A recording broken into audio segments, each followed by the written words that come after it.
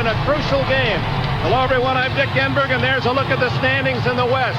Portland and San Antonio undoubtedly will play each other in the first round, best 3 of 5 for the playoffs. Who will have home court advantage?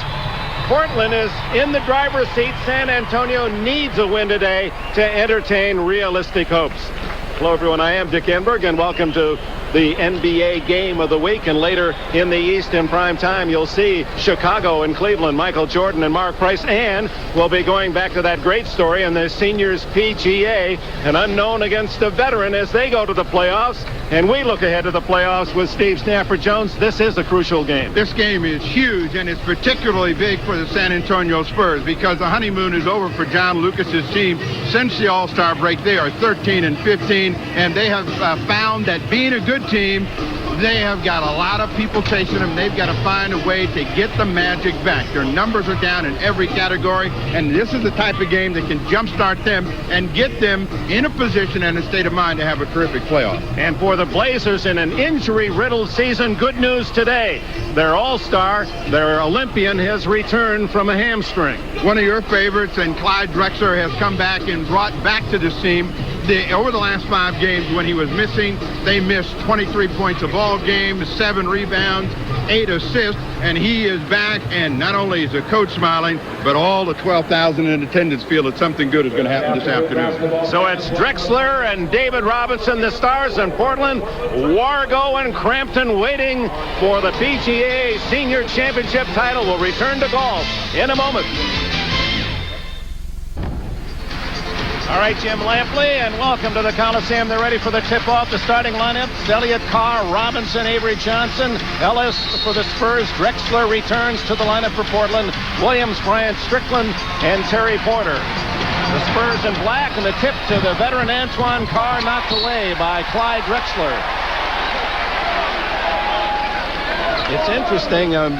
The rejoicing of the city of Portland having Drexler back, and yet it does present a problem. There's been a different rhythm here without him. It is a huge problem because now that they have found a way to use the players off the bench and start, that has changed again. They've got to find a way to get some play from those bench players that have played so well. Antoine Carr was huge against Buck Williams and the Trailblazers the last time down in San Antonio. That's the reason that they go to him right out of the box. Strickland across the wrists, and Carr, one of the top shooters throughout his career in the NBA, and in fact this year 8th best in the league, shooting just under 54% and a 77% free throw shooter.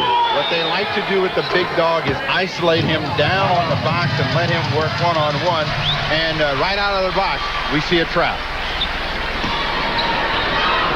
And the steal by David Robinson, and the 7-footer takes it down himself. Over Bryant is off the side of the board and touched by Bryant, so it's out of bounds to San Antonio. After the steal, David Robinson thought he could get all the way in, pulled up. Bryant got a piece of the ball. It goes onto the side of the backboard. They get it out. 19 on the shot clock. Avery Johnson with Strickland. Dale Ellis against Drexler with a runner, and it's 4-0 Spurs. We'll be taking you back to West Palm Beach, Florida, as Wargo and Crampton get ready for their second shots, both safely in the fairway. $110,000 at stake here. Even bigger prize money here for these two teams looking ahead to the playoffs. Terry Porter, he's been hot. Knocked out of bounds, last touch by, looked like Carr hit it last, but it goes to San Antonio. Dick Pavetta with a call. The ball comes out deep, and there are several San Antonio Spurs right around the ball, but they get the best call. Carr hit it last. That Buck Williams touched it last. David Robinson inside, and he is fouled. The strength of San Antonio is up front with Carr, Reed coming off the bench, Elliott and David Robinson. If you're going to beat this team, you need to attack their backcourt and really put some pressure on the ball handlers and make it difficult to get the ball inside to David Robinson. Portland has never really had someone that can deal with him. I feel like Cliff Robinson will come off the bench and give him somewhat of a problem, but David has had some huge games against Portland. Two-time Olympian, leads his team in scoring and rebounding, block shots, and in steals. big early jump for San Antonio, 6-0. They showed trap the last time they did it. Portland turned the ball over, and anytime a team presses, you need to get into attack mode if you're the team with the ball. Buck Williams from the side. Rebound, Mark Bryant. Former Seton Hall star back outside to Porter. Drexler has Sean Elliott. Dale Ellis on Strickland. Strickland over Robinson. Rebound, Buck. Knocked away by Carr. It's Sean Elliott the other way. To Robinson. Good catch by Robinson, but he traveled trying to settle himself under that long throw. If you're the home court team and you have a team like San Antonio struggling, you don't want to give them some life early in the ball game. San Antonio playing with a little bit of confidence right now with the 6-0 start. Buck Williams and the foul as he and Carr battled for position inside. Portland, with a victory in Minnesota on Friday night, earned the one-game advantage over San Antonio in their battle for home court. San Antonio stunned at home by Sacramento on Friday night, a game that really brought out the worst of the wrath of usually easygoing John Lucas. Strickland, what an acquisition for Portland. First points for the Blazers, 2 minutes gone in the game. Johnson to Robinson. What Portland has to decide is how to defend against him. Robinson gets knocked down, no call. Porter to Strickland, great pass underneath. And Bryant scores, he is fouled. And I believe it was on Carr. It'll be Carr's second foul.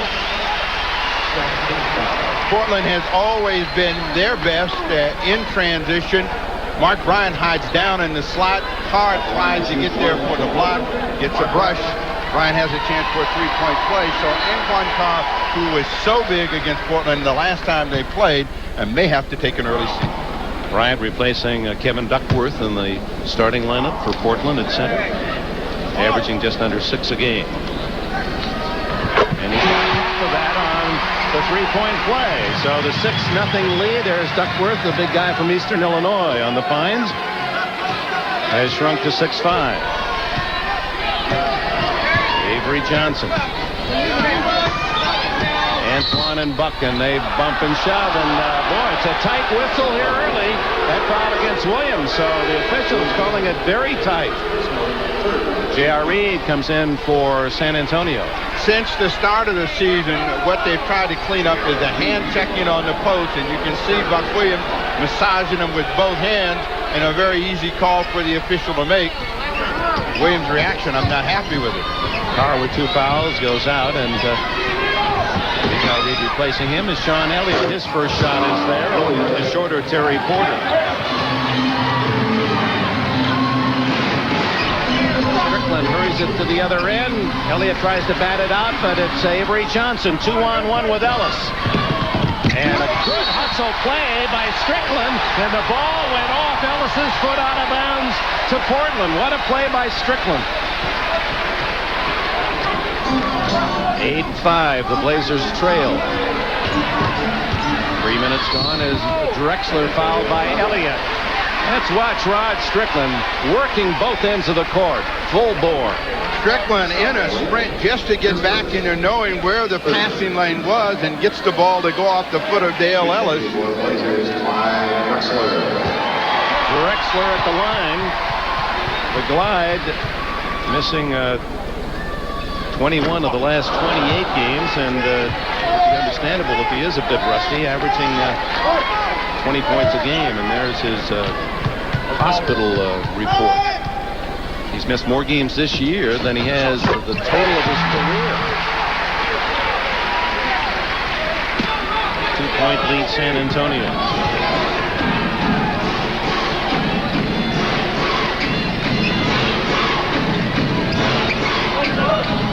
Dale Ellis, rebound Bryant. Chance to tie for Portland on this trip.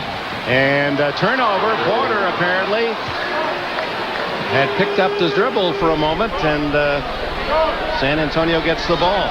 Porter was looking up to see where the Trailblazers were in transition.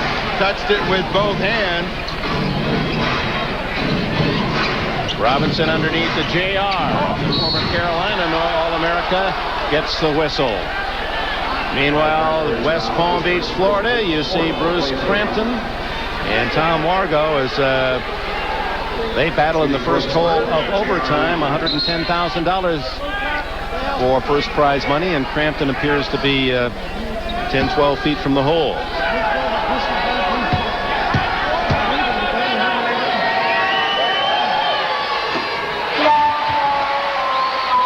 Reed unable to hit the mark. Both are putting for a par.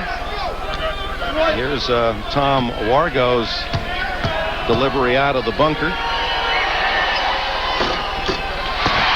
And Reed unable to connect. He's unable to can either one of his 15-footers. 8-6 San Antonio.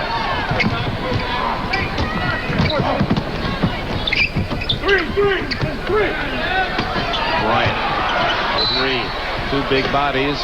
And again, a quick whistle by Bavetta. Reed has his first foul. All of the whistles, with the exception of the one that Carr got on the jump in trying to make a block, have been because the big guys have had their hands in the backs of the offensive players. Lifetime dream to be able to call golf on network television. This for Carr. And Crampton has it. Avery Johnson to Ellis. A three-pointer for Ellis, who has more trays than anyone in the history of this game, working his way up toward 900th career.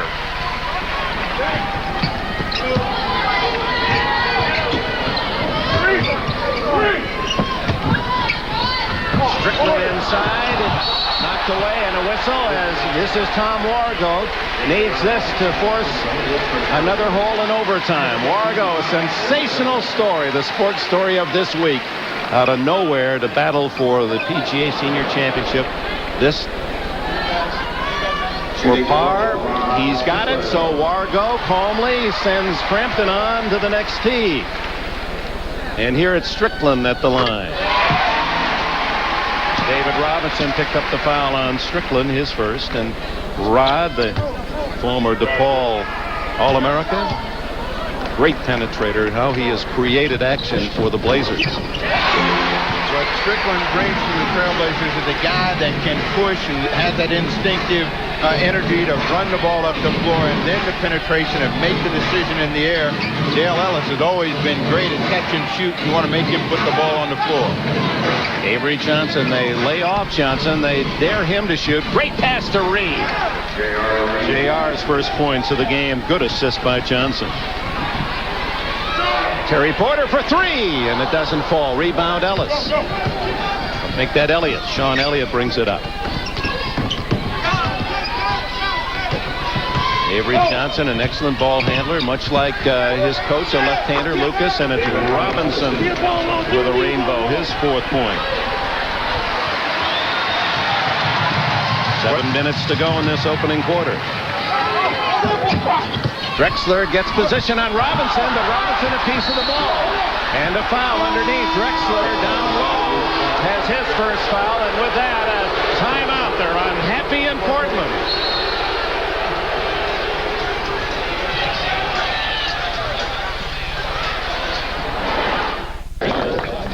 All right, Bob Trumpy, how can you not love Tom Wargo if you're a fan of the underdog? What a Cinderella story. And Wargo playing it safe is on the green. Crampton in the drink as Wargo very close to $110,000. Boy, that took a lot of lessons back there in Illinois to rack up that total. Centralia, Illinois, and the nation following Tom Wargo. Meanwhile, here in Portland, David Robinson, after Drexler picked up his second foul, so Drexler is out. No, he's still in there. Still out on the floor, but two personal fouls. Had a confrontation with Dick Bavetta, saying he was pushed before, but nonetheless, David Robinson shoots.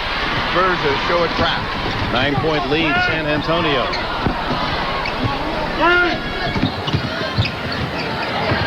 Porter takes it to the hole, and there's Robinson to reject off to Avery Johnson. Second block for the Admiral. Dale Ellis over Drexler. tipped out by Elliott. Great hustle play by Elliott. Right now, it has been the San Antonio Spurs that are a more aggressive team. And they're relying on David Robinson at the defensive end to keep Portland out of the middle, and he's done that here early. Robinson fans wanted traveling on him. It's Porter with the basket and the foul on Reed, and Reed doesn't like it. Second on him. So Carr and Reed both have 2 quick early fouls. Reed never knew where Porter was and suddenly tried to move into lane. He thought he was there in time, and he reacts in a very unhappy way. Now Crampton's third shot, and he needs a brilliant approach here with Wargo already on the green, and he leaves himself a difficult three-point play completed by Terry Porter. 6 minutes to go in the first quarter here in Portland. Critical for San Antonio. Should they lose today, they're 2 games behind Portland for home court with 4 to play. If they win, they have the season's victory over Portland 3-1, and therefore with an even record would have the advantage. Cliff Robinson, didn't take him long. He's been the Portland sensation this year. Had 40 earlier in the week, 26 Friday night. Cliff Robinson has been the man at the offensive end, defensive end. He now has the assignment against David Robinson. And again, the same foul has been called against the big people, and they're going to have to adjust. You'll see hands in the back, elbow in the back, and they're not going to let that play go in this afternoon's game. The kind of play that we are accustomed to seeing allowed in the playoffs. That's why it's surprising with a week to go that they're not in tune with that philosophy. The rest don't have their playoff faces on yet. They're still in the regular season. The players, they do. San Antonio second in the league in free throw percentage, behind only the Bulls. So you're penalized when you foul the Spurs. The Spurs went through a patch of poor free throwing. David Robinson was a guy that missed a bunch of free throws, cost him a couple of ball games. Well, he's 6 for 6 today, and it's a 6-point lead, San Antonio. Robinson over. 2 for 2 from the floor since Cliff came in. Dale Ellis, and he misses the layup. Drexler was hawking him, hustling down court defensively. Had Ellis just a little bit out of control by the time he got to the rim. 3 for 3. No, David Robinson off Cliff Robinson's miss. J.R. Reed on a 3-on-1. Avery Johnson gives it to Sean Elliott. This is the guy that San Antonio misses in their mix, is Sean Elliott. Elliott has not struck a match here early, and he's their most dangerous early transition player. Big whistle, third foul on Reed.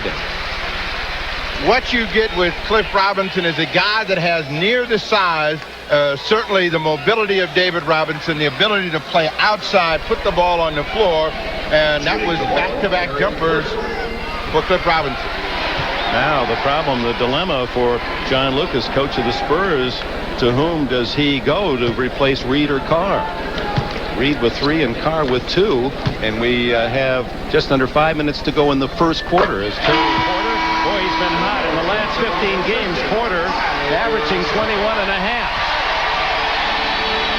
Jerome Kersey out a couple of games with pleurisy, very painful. It's much like having a cracked rib. Tough to breathe, hurts every time you inhale. They really didn't get the diagnosis correct until after the LA Clipper game, and he said he just couldn't breathe. They got him on antibiotics. He said before the ball game, those 4 or 5 days off really gave him a chance to recover. Portland falling back within 2. San Antonio calls timeout. That'll give us a chance for a commercial word, and we'll then go to West Palm Beach, Florida, for perhaps the finale of the PGA Seniors. All right, Jim Lampley. What a story. Tom Wargo. Go Wargo. In West Palm Beach, and here it's a 19 tie as Cliff Robinson is hit for Portland while you were away, and Avery Johnson, a little lefty, 5'11". New Orleans, Louisiana has his first points, and San Antonio reclaims the lead. Well, that's where opponents have been attacking San Antonio in the backcourt, daring him to shoot the ball. Avery Johnson, they're not daring Cliff Robinson Robinson. He's 4 of 5. Boy, Cliff Robinson is playing with such confidence. Now with 8. David Robinson with Cliff on him. Way off the mark, but he was pushed. Meanwhile, we're waiting for a report. Tom Hammond is with us, checking on Clyde Drexler. You see Drexler moments ago walking back to the Portland locker room, not walking with a limp. No report as yet. Tom Hammond's on the scene. Kevin Duckworth comes in for Rick Adelman. Duckworth's first appearance. And Lloyd Daniels sent in by John Lucas. To break the tie, David with 7 for 7 now from the line. He and Cliff, the Robinson gang here in Portland, each leading their respective teams in scoring. Robinson going for his 10th point of the game. Not bad for a young man. Didn't really play high school ball until he was a senior. Went to Navy because he wanted to be an engineer. Duckworth from outside. And Kevin Duckworth ties it at 23. Well, this is getting to be playoff caliber action with 3 minutes to go in the opening quarter. First of our doubleheader, Chicago and Cleveland later. J.R. Reed not there. Rebound Kersey. Blazers break out. 4 on 3. Kersey yet to take a shot.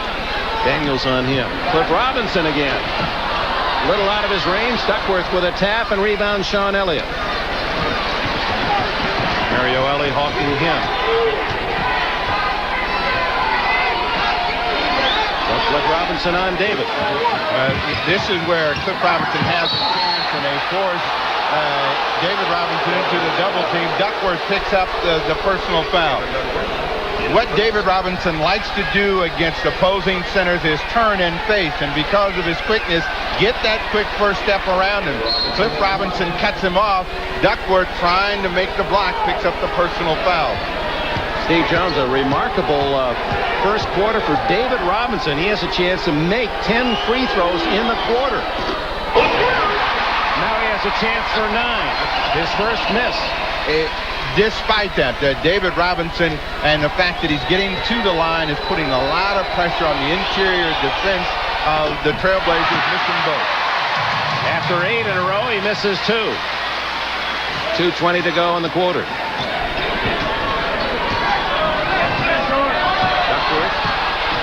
Powers his way. Robinson's 4th block. Sean Elliott 3 on 3, no advantage. Avery Johnson. Wide open is Lloyd Daniels. Tipped in. Left-handed by Sean Elliott. 4 points for him. Rod Strickland. He can move inside. Strickland now with 6. Tied again at 25. Avery Johnson gets it right back for San Antonio. End to end. What presents a problem for Kevin Duckworth is the shot blocking of David Robinson at the other end. That was Duckworth's best move to get his body into him. Robinson still was quick enough to react. And at the other end of the floor, it's Sean Elliott with the tip in. Avery Johnson hitting the free throw, and that was the second foul on Cliff Robinson. So the 3-point lead now for San Antonio as Avery Johnson makes both 3 tosses. Reed, and that'll go offensively. Offensive foul on Cliff Robinson, and that's his 3rd. He bowled his way through a hole off guard, but the hole had closed. J.R. Reed taking a huge gamble himself. He's playing with 3, stood his ground. Cliff Robinson, who came in on fire, now will have to sit down, and that really hurts the Trailblazers here at the end of the quarter. No shot blocking, no offense. Inordinate number of fouls whistled here in this opening quarter. Robinson, good job to save that bad pass. Anderson's first shot whirls out. 28-25 San Antonio. 1:05 left. Strickland all the way. Rebound Reed. Now both teams would like to stretch the game out and really try to attack the basket, and we'll see if Sean Elliott and San Antonio get a chance to do that. Well, they could have played this first quarter with a 10-second clock. Robinson scores again, and David Robinson with a dozen. 5-point San Antonio advantage. There's where Portland really gets hurt when Cliff Robinson goes down out of the game. David Robinson comes out high. Duckworth cannot stay with them. He blows right by him for an easy deuce. They've got to be able to close that down and make David Robinson pick the ball up high. You'll see Duckworth come out, and this is no contest. No one steps in. Even you could make that shot. Well, let's not get ridiculous about this. But if Duckworth doesn't go out on him, then David hits the 15-footer. So you'd rather have him shoot over the top than be right at the basket. 30-25, the San Antonio lead. 37 seconds left in the quarter.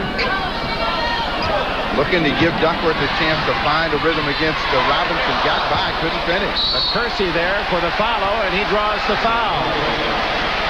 Tom Hammond has a report on Clyde Drexler. All right, Dick, Clyde Drexler has re-irritated that hamstring injury. He was just activated this morning, had hoped to play 20 or 25 minutes in this game, but he will not return. Drexler has re-irritated his hamstring injury and will not return today. Dick? All right, Tom, that's bad news for Rick Adelman and the Portland faithful. So those hamstring pulls can nag at you for a long time, and that's the worst of things for the Blazers to get Drexler back for only a few minutes today to aggravate it with their hopes that he'd be ready for the playoffs. Well, the worst thing is that you never know, and for an explosive sprinting player like Drexler, it's the hardest kind of injury to get over. The good thing is that this team is in a pretty good rhythm, and so he hasn't affected that so far, and they'll just have to come back and do it the hard way without that 23 points a game that we spoke about. 3-second difference in the shot and time clock says Elliott misses, but it comes right out to Daniels, so the Spurs will get the final shot. Elliott with 6. Elliott with 3. And it's a travel against Sean Elliott as he tried to make a move along the baseline. That gives the Blazers 2.6 seconds to get off a final toss. Elliott is the player that seems to have lost the greatest amount of confidence since the break. I mean, before the break, he was playing at a high level, made the All-Star team. Jerome Kersey on the front of the rim at the end of the first quarter. A quarter in which David Robinson's offense and defense dominated, and the Spurs lead by 4 in the battle for home court advantage in the upcoming playoffs.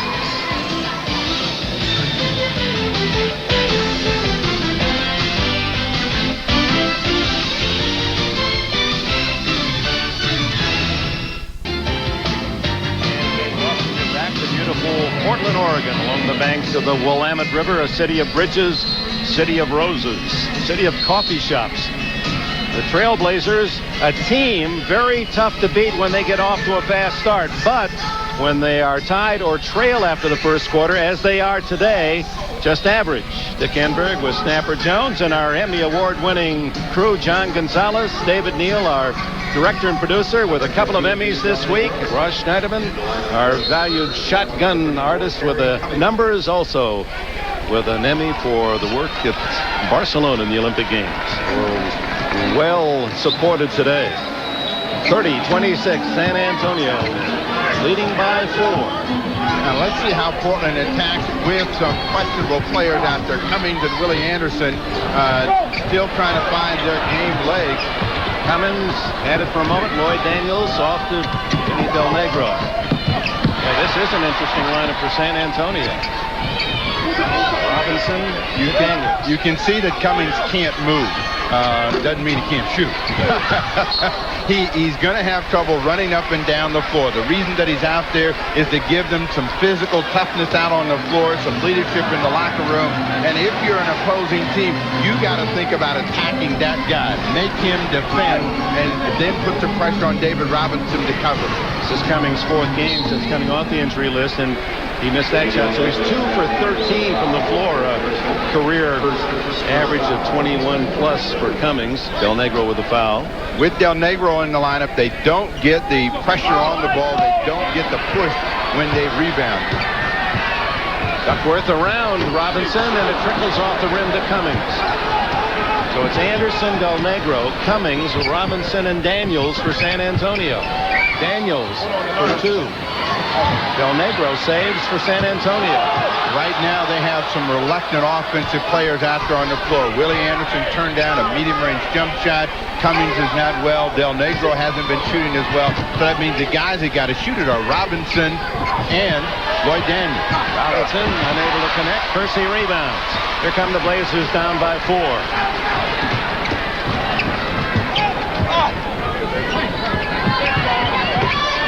Duckworth.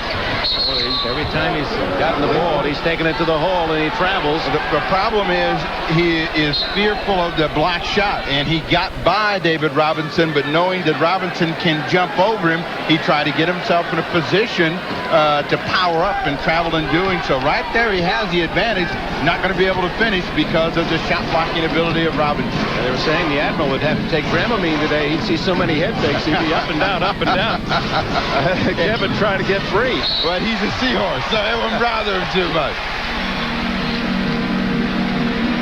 Now another turnover, and this second quarter starting as slowly as the first quarter went quickly with great end-to-end action.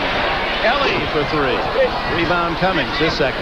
Both teams seem to be struggling as to identify where to get some offense, and they're just running up and down and playing. Again, Robinson's advantage is with his quickness. Duckworth fouls him. Gets him on the wrist on the shot. That'll send David Robinson back to the line, and with it a timeout. 9:46 left, first half. Personal foul. First team foul. Michael and the Bulls battle the Cavs. NBC next. And more to come after our action from Portland. Game 2 of our NBA doubleheader. It'll be the Bulls and the Cavaliers. Michael Jordan, Mark Price, and congratulations from all of us. Lenny Wilkins, now number 2 in coaching wins in NBA history. Only the immortal Red Auerbach ahead of him.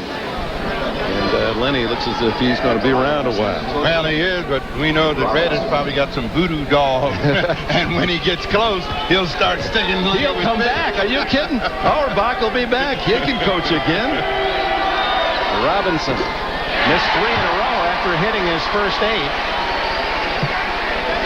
And we're working on the first ever shutout in an NBA quarter. They've gone both teams 2 minutes and 14 seconds without a point. Still, Duckworth as Robinson hot and now cold from the line. Now here's a guy that Portland needs to get started, and that's Terry Porter. To come back with a pick and roll, trying to get Duckworth a look. He made his first shot from the outside, but hasn't been able to get anything going since then. Still no points for either team in the second quarter.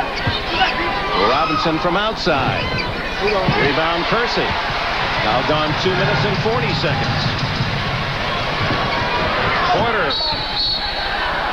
And the whistle. Vinny Del Negro has his second. You follow Terry Porter and you'll see his eyes as he looks up the back and sees that the lane comes open for him. Del Negro with a hand on the hip.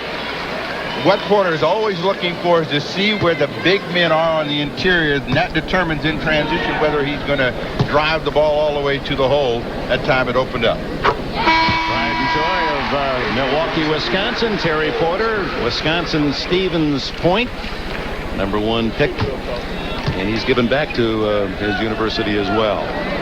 Porter enjoying that number 2 guard spot with Strickland running the show. And his average, as we said, the last 15 games, 21 and a half. First points out of the second quarter at the 9:15 mark. What happens when you have a big player like Drexler go down? Some people have to step up and be willing to shoot the ball. So Porter's had his arm in ice, but he's been willing to take the shot.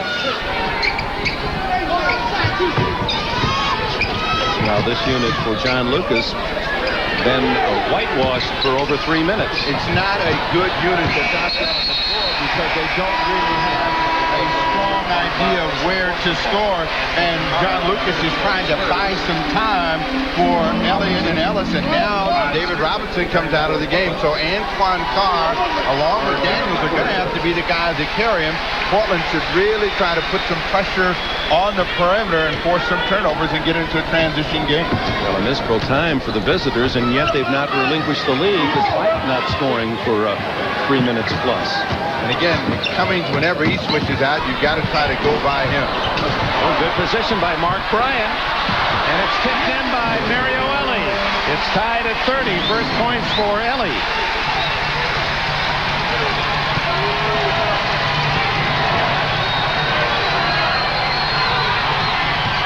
Johnson to Cummings, and the veteran from DePaul has his first points today.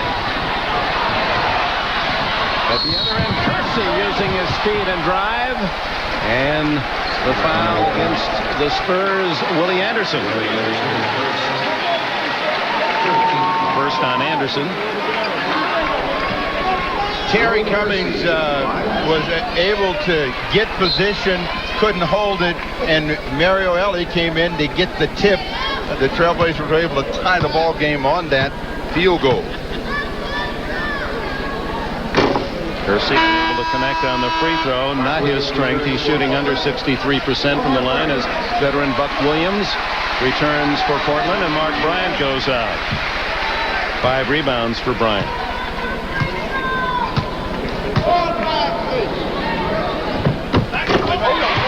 Kersey pulls Portland to within 1. 8:09 left in the half. This is the first time that Portland's shown trap. Avery Thompson just dribbled right through it. Daniels set up by Johnson is way over the top, but Kersey beats Anderson to the ball, and Terry Cummings was not going to allow the layup. The veteran play by Cummings. 4th team foul on the Spurs. No free throw. After the long chip out, Kersey was on the fly. Terry Cummings knew there was no way he was going to be able to stay in front or on the side. Grabbed him. Daniels comes out of the ball game. Dale Ellis comes in. Daniels did not strike a match while he was out on the floor. 0 for 3 shooting. Now Portland has a chance to get into the middle because David Robinson's out. See if they can take advantage of it. Boy, the Blazers have had tough luck inside. Johnson off to Cummings, and Cummings has 4 points, and it's the Spurs by 3.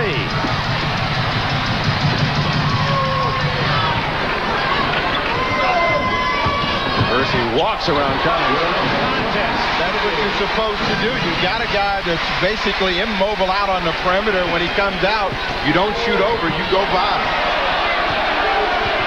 Avery Johnson. They're letting him shoot. Carr. Tough 10-footer by Antoine. Well, that big guy has a tremendously soft shooting touch, and when he gets the stroke, he has a lot of problems for opponents to handle. Kersey. 36-35 San Antonio. Kersey now with 6. And John Lucas on the Spurs bench wants a timeout. 6:47 left in the half. It's a 20-second timeout. San Antonio's John Lucas. You're battling for position for the playoffs. You're expected to beat Sacramento at home, and then you lose. Well, you blow your serenity. I blew a gasket. I really did, and I put it was really funny. I used words I haven't used in a long time. My serenity was definitely gone at that point. I think so, and I think that one of the things is that the guys talked about it even more. We're a team that's funny. The same thing that makes you laugh with us will make you cry. And that's what kind of second half season we've had. We've had a great first half.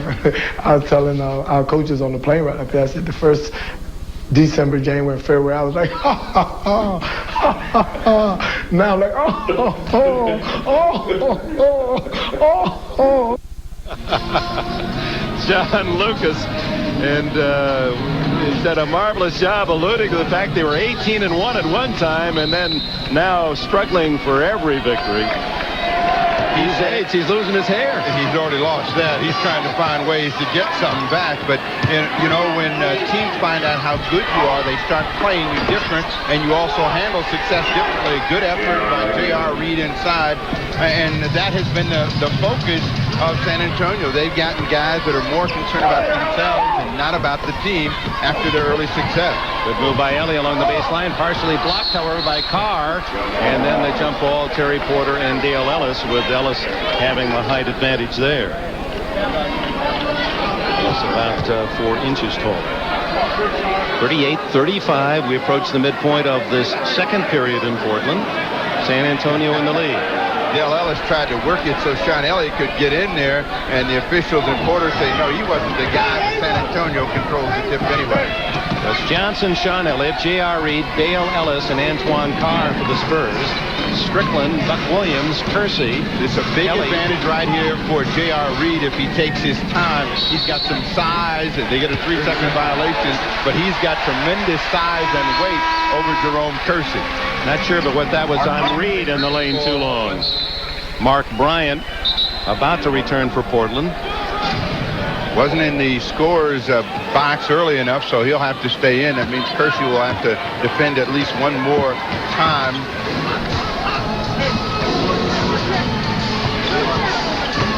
Porter, good move to the basket by Terry Porter. He now has 9 to lead the Blazers. 1-point game. Elliott has not taken advantage of his ability to jump over Terry Porter yet. Ellis' three-pointer not there. It's Kersey now for Portland as the Blazers go for the lead. Porter all the way. And he is fouled.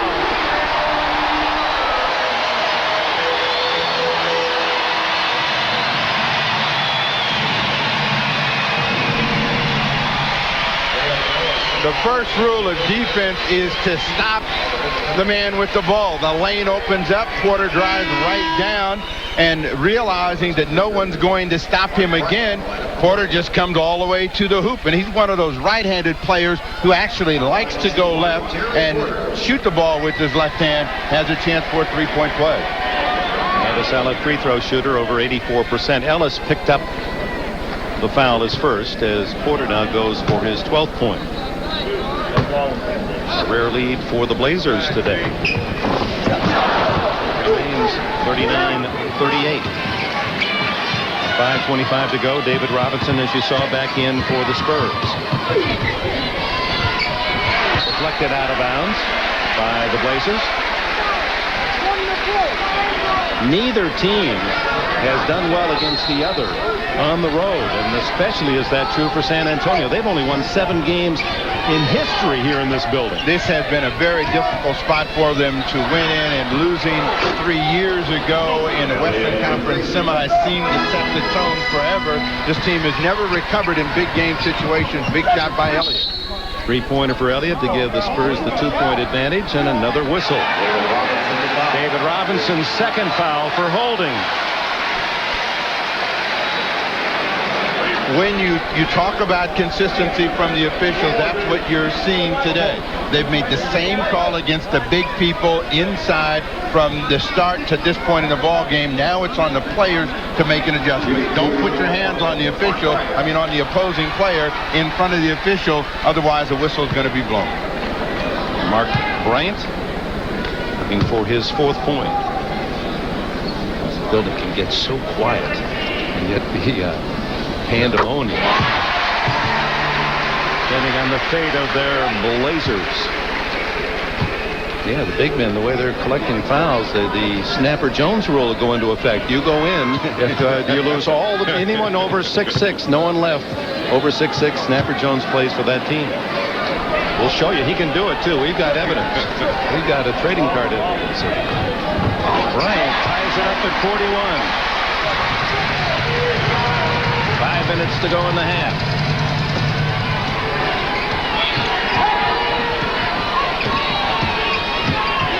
See if San Antonio tries to take advantage of their upfront offensive scoring.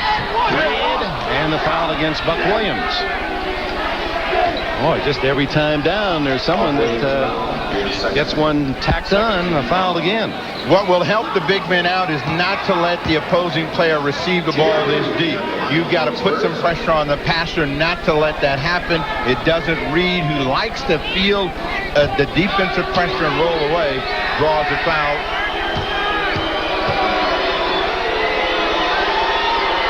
Reed, who had missed his first 2 free throws, a pickup from Charlotte this year in the changing face of the San Antonio Spurs. Only 4 players on this year's team played at this time last year. been a good transition and acquisition for San Antonio and J.R. Reed. Reed had lost his confidence in Charlotte and has really come in and played well. Mark Bryant. Another one trickles out, but there's Williams to hammer it home. The veteran Williams ties it at 43. His first points. You got to give Rod Strickland an assist for keeping that one alive, because he was in there and batted the ball one more time. Robinson with Mark Bryant. Ellis for three. Make that a 2-pointer. No, they call it a 3. In the loss that Portland suffered down in San Antonio, that's one thing they didn't do. Rotate the Dale Ellis. And a foul, loose ball. Mark Bryant has his second. Third on the Blazers team. Second chance points are going to be important for both teams. You'll see Mark Bryant launch a shot from the outside. Rod Strickland kept it alive. Buck Williams steps in and finishes the play. That's a part of Rod Strickland's game that doesn't get a lot of attention. He does that quite often, doesn't he? He does. For a small guy, he's back in there rebounding, keeping the ball alive. He really takes a lot of punishment for a little guy. If I was a big guy, I'd make him pay a little bit for coming in there. Johnson gets the basket, and John Lucas loves it on the sideline. John went into his cheerleading mode for a moment. Watch Lucas in the back. Well, he may be out of frame. It's good position right here, and this is before the shot. Strickland comes in, tries to get the arm. Robinson now with 14 to lead all scores. Missed his last 4 free throws after making 8 in a row. 49-43 San Antonio.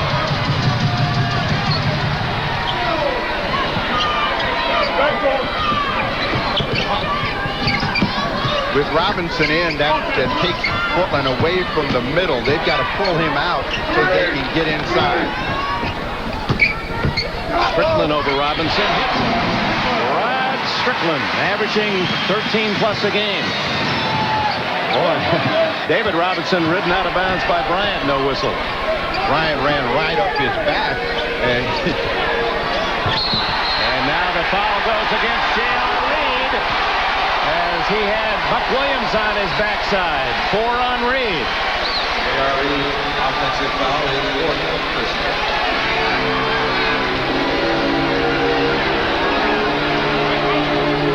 4th. Personal fouls, and right now he doesn't want to send Carr in the game because he's also in foul problems, so they're going to try to get Larry Smith, Mr. Mean, in the game. And if you're Portland at the other end, you got to try to attack J.R. Reed. Porter for 3. Not there, and out of bounds to San Antonio. 49-45. The Spurs lead. 2:46 left in the half. Well, thank you, Hannah. My friends who know of my affection for golf must have had a great chuckle nationwide.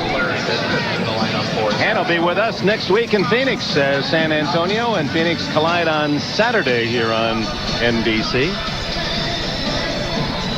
Spurs and Blazers, a lot at stake here. Portland with a victory would have a 2-game lead for home court first round of the playoffs with only 4 games to play.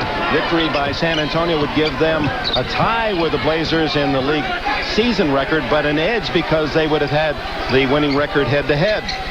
Avery Johnson, a rare shot, and it falls well short. Porter hurries at the other end. Great behind the back, but it fooled Bryant.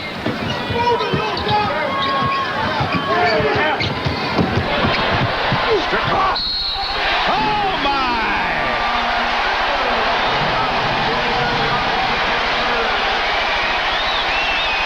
All those hard knocks on the playgrounds of New York, and it all comes to fruition on a play like that.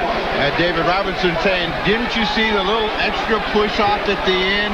Initial contact, Robinson gets him, and then the arm goes up. That is 3 against David Robinson. But Rod Strickland said, I used to make this drive all the time when I was in San Antonio. 49-48. Spurs lead cut to 1. Larry Smith indeed is in now as John Lucas in trouble at that power forward position.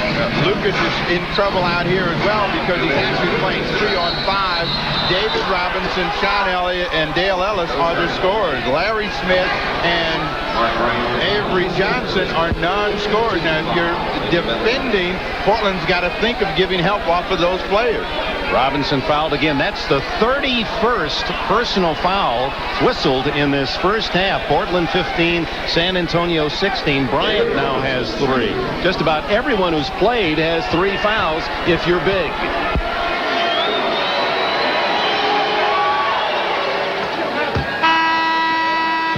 And again, recognizing the kind of game that the officials are blowing, the onus really then becomes on the players. Now, what will confuse them is if they change the way they blow the whistle in the second half, and now what was not allowed becomes part of the game. Bryant strolls out of the game, Duckworth back in.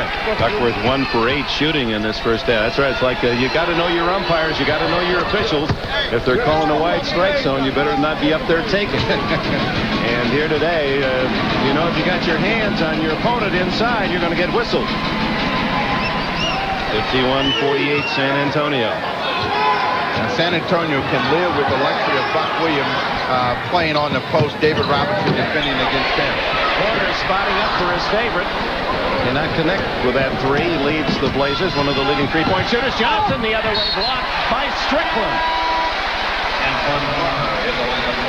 Rod Strickland, who played for the Spurs a year ago, and what an acquisition here in Portland. Avery Johnson feeling that seam wide open, and Strickland showing his ability to get off his feet to make the save. Strickland, again, is a guy that really does a lot of things that go unnoticed. That's a big play and a save. With a minute and a half to go in the half, Lucas takes out David Robinson. Antoine Carr is in. Sean Elliott with a drive. Elliott, who seems to prefer to stay out on the perimeter, but he's got that ability to go inside. Well, he has the ability to go inside off the drive, plus he has the advantage over Terry Porter. Porter trying to take advantage of his quickness outside, couldn't get by. Another whistle inside, 2 big guys bumping, and I believe this will be Larry Smith getting his first. Smith, unrestricted free agent, playing Golden State and then Houston the last 3 years. You can see again, hands all around him, massaging him. That's what you needed today. I could use one of those. That's right. Oh, my. Kevin Duckworth at the line. His 00 has now been retired at his alma mater, Eastern Illinois. So the best way to draw a foul so far here in the first half is to put someone on the post and then try to get the ball inside. That's where the whistles are coming from. Duckworth gets 1 or 2. 53-49 with just a few ticks above a minute remaining in this first half. Portland has led just once in this first half. There have been a few ties. Antoine Carr against Buck Williams. And another whistle. Surprised? John Lucas, he works harder on that bench than he did when he was playing. He was so smooth, cool on the floor, and he's really an emotional wreck on the sidelines.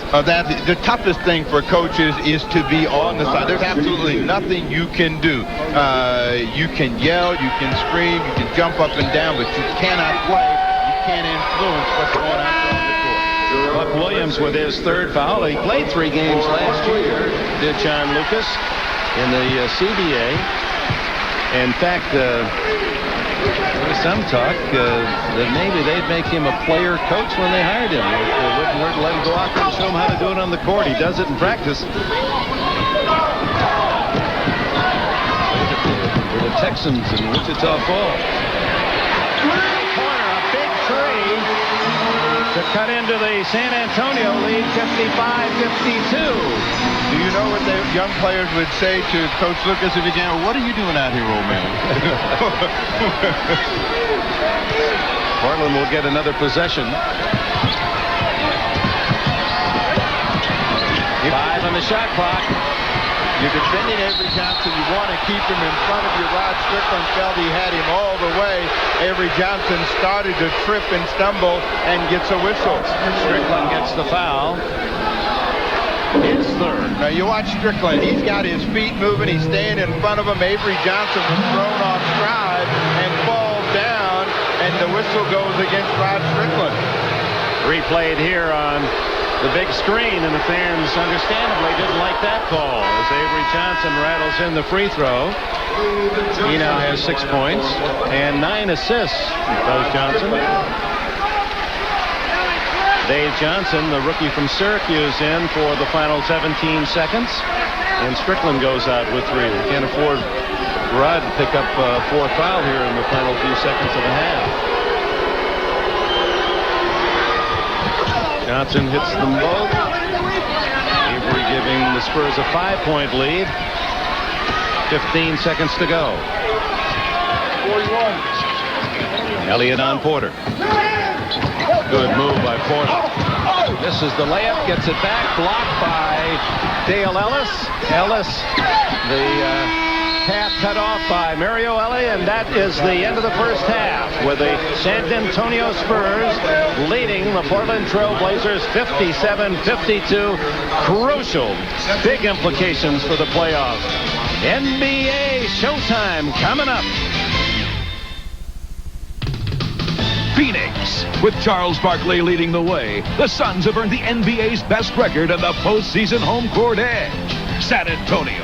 With the Admiral at the helm, the Spurs are on a playoff mission. Sir Charles meets Mr. Robinson on a special Saturday edition of the NBA on NBC next Saturday. This is the Prudential Halftime Report, brought to you by the Prudential. Peace of mind. It comes with every piece of the rock.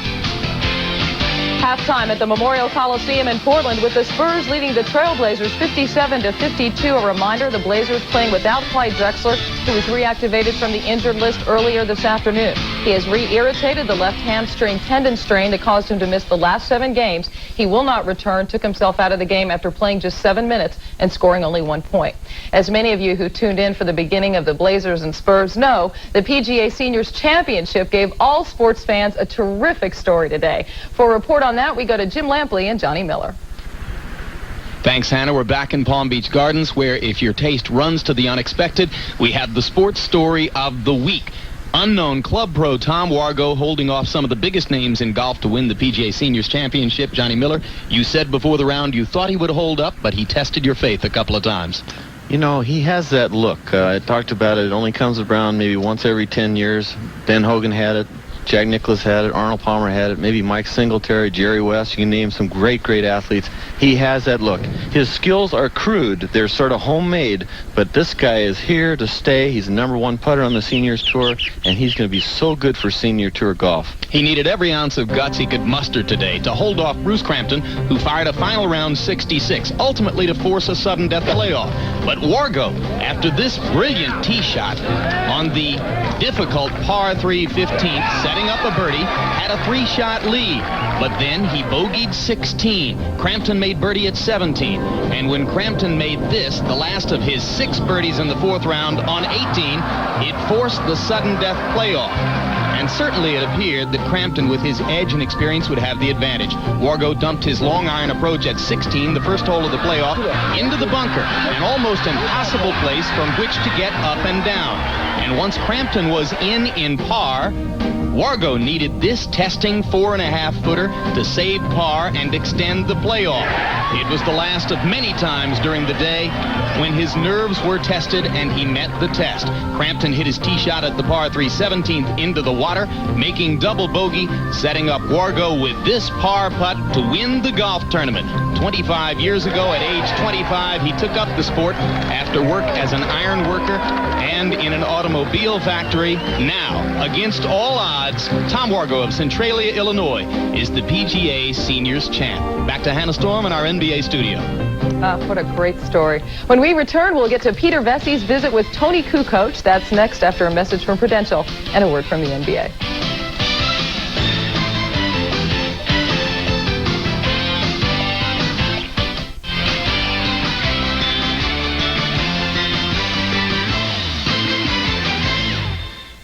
The second game of our NBA doubleheader features the Chicago Bulls visiting the Cleveland Cavaliers. 2 years ago, the Bulls spent their second-round draft pick on Toni Kukoc, the player who's considered the best in Europe. Kukoc currently plays for Benetton Treviso in the Italian League. This past week, Benetton played in the semifinals and finals of the European Cup Championship in Athens.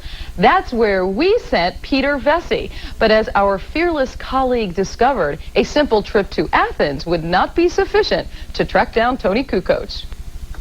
When Showtime told me that I was coming to Athens, Greece, to do a feature on Toni Kukoc playing in the European Cup Championship Final Four, who could be more happy than me? I mean, the cradle of civilization, the Acropolis. But it soon became clear that the Parthenon wasn't the only thing crumbling. I arrived in Athens on Tuesday afternoon by way of Frankfurt. My luggage stayed an extra 24 hours in Frankfurt to do some sightseeing. That evening, Kukoc's Benetton team was playing PAOK, the Greek team. PAOK was favored. Benetton won in the last seconds. PAOK's fans were such good sports about it, they went back to the hotel, followed the referee, and beat him up there. Kukoc told me that he couldn't do the interview until after the championship. It had nothing to do with the clothes that I was wearing for the last 2 days. That evening, they were going to play Limoges, team from France. Limoges was a heavy underdog. Limoges won. Kukoc lost, and so did we. He was so distraught that he went back to Treviso immediately after the game. I followed the next day by way of Vienna and Venice. When I got to Treviso, I called Kukoc. He said he'd do the interview on Saturday. I got a call. Told me he had a fever. Pulled a Peggy Lee on me. He had fever in the morning, and it lasted all through the night. I couldn't do the interview until this morning. Kukoc was still sick. He invited me into his home. I was the first journalist invited into his home. It was clear to me that he was a basket case physically. I asked him about how the loss was affecting him emotionally. Today is much better. He's okay. Every time I play that championship before, I win. So now I feel like someone who lost something what is mine. You know, it was very difficult. And the way the loss that was not so easy to take. The European Cup loss, does that cast some doubt on your talent? Does it make it less easy to leave Italy and go play in the NBA, or does it make you want to stay in Italy and play more games? No, because I'm already win 3 times this championship. I was only sorry about the people from Treviso, the players from Treviso. Maybe this was the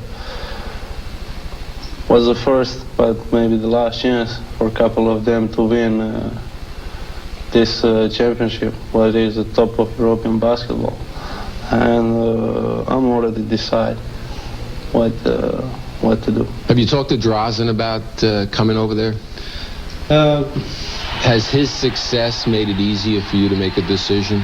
In one sense, yes, but I'm already decide without his success that I want to try. Yeah. This is the time, isn't it? Yeah, maybe it was even before, but you know, I'll try now. Tell me why this is the time. You need a challenge? Yes, I saw that here in Europe. My progress last 2 years was not so big. What I expect to be, and nobody is guilty about that. Maybe that was only my fault, but I can say that's a mistake of Benetton players, of Italian basketball or something. But for myself, I need to try to see, can I be a good NBA player, or I was just a good European player. Quality players want quality competition, right? Yeah, that's sure. What about, I talked to Cliff Livingston when we were in Greece, and he felt that the Bulls weren't the right team for you. He felt that you should be going to a team like the Lakers or the Celtics where you could be the star, because with the Bulls, you're not going to be able to handle the ball as much as you do here, that you're going to have to play without the ball. What do you think about that? I know that before in my ex-team, Igor Plastica, I was not the guy with the ball in the hands. Only 5-6 minutes during the game, I was like number 1. The rest, I was number 3, number 4, number 2. And I think that will not be a big problem for me, those technical things on a game.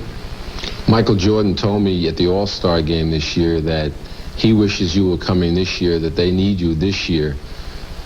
How does that make you feel? That's a great thing, but what he said, I don't know what they said about that. When he said that he wanted to see me, nothing, I don't know. It's great, really great. Have you talked to him at all? Did you talk to him at the Olympics? No, nothing special. Just a second after the game, he said like, see you in Chicago. What for me was a very big thing. As we bring in our NBA analyst Quinn Buckner now, and I think that we should remind people that Tony Kukoc was quite ill during that interview. He had a 103-degree temperature, and of course he was very upset about his team being upset by Limoges. We should also make it clear that the Chicago Bulls, who at times have been unhappy with the thought of management spending so much effort on Kukoc, now they welcome him. Well, they welcome him for a lot of reasons, but let's go back to him looking as badly as did. Some of that was physical. It looked more to me that is emotional. And I think for the Chicago Bulls, that's a good sign, because now you know you got a guy who may be a gracious loser, but he's not a good loser. And that's good, because that means he works that much harder in trying to better his team. And playing with Michael Jordan, who's accepted it, Scottie Pippen, who is accepted. As a rule, the Bulls are happy about this. You have some guys who have contract situations that aren't. But when Michael Jordan says, this is the way we go, this is the way the Bulls are going to go, and they're getting a very good player who will help them, because now the defense concentrates on Michael. This young man, and Kukoc, has a chance to get his game going. He's a very good player. Now, about Peter Vesey, should we send him somewhere else or bring him back? We'll send his luggage somewhere else. I don't want Peter. Okay, Peter should make it back by next week anyway. We'll update you on NBA scores during the second half of the Spurs and the Blazers, and we'll rejoin Dick Enberg and Steve Jones with San Antonio leading by 5 right after these messages from your local station. This has been the Prudential Halftime Report, brought to you by the Prudential. Peace of mind. It comes with every piece of the rock. 57-52 San Antonio as they come back on the court, ready for the second half. Dick Enberg with Steve Snapper Jones, former University of Oregon star, and with all the fouls, there have been 6 men with 3 or more fouls in the first half. We said there's a Steve Jones rule that he can play well. Look at this, folks. Dallas Chaparral's 21 points a game. That was before Tom Wargo picked up a club. Wargo didn't even know what a golf course looked like. I like you better without the beard. But a game played unlike what we would expect at this stage of the season with the whistles. Well, I think that we would have thought that they would allow the players to play, but they have been officiating like they do in the regular season. It's on the players to adjust, and that's going to affect how the second half is played. Both teams have frontline players inside that are in trouble. The Trailblazers hurt the most with Cook Robinson being done. Well, the 2 Robinsons, and David Robinson has 3 as well, and here's the Miller Genuine Draft halftime statistics. Free throws, Robinson himself has been busy. 11 of his 17 points from the line. San Antonio, second best free throw shooting team in the league. And at halftime, 3-point shooting, Portland considered much the stronger they're coming in, but only 1 for 7, while San Antonio has clicked on 3 out of 4. Terry Porter leads the Blazers with 14. We're ready for the second half. Action coming right up. Welcome back. A look at the halftime scoring leaders. David Robinson with 17, Elliott with 9. For the Blazers, it was Terry Porter, 14, Rod Strickland, 11. Cliff Robinson has been their hot scorer with 8. And a reminder, if you joined us late, Clyde Drexler, the all-star forward for the Blazers, started the game, played 7 minutes, took himself out. He aggravated the hamstring pull, and that will cause a considerable concern in the Portland camp as they look ahead to the playoffs. 1 week to go, 4 games each team after today. Portland starts 1 game ahead of San Antonio on the season's record, but a victory by the Spurs today would even them, and then they would have the head-to-head series 3-1, which would give them a slight edge going into the final weekend. Well, let's see, it took 14 seconds before the first whistle of the second half. The only difference was it was on a small man posting up. This has been a play that's been successful for Portland against San Antonio, posting Avery Johnson with Rod Strickland, and a quick whistle. Johnson's first foul. So it's Strickland, Kersey, Bryant. Come Buck back Williams. to the same play. Buck Williams over Robinson. 57-54. 4 points for Williams. That is something you don't see teams do enough of, and that is just run the same play until an opponent makes an adjustment. We'll see if Portland continues to do it. Into the hole, and he goes down hard.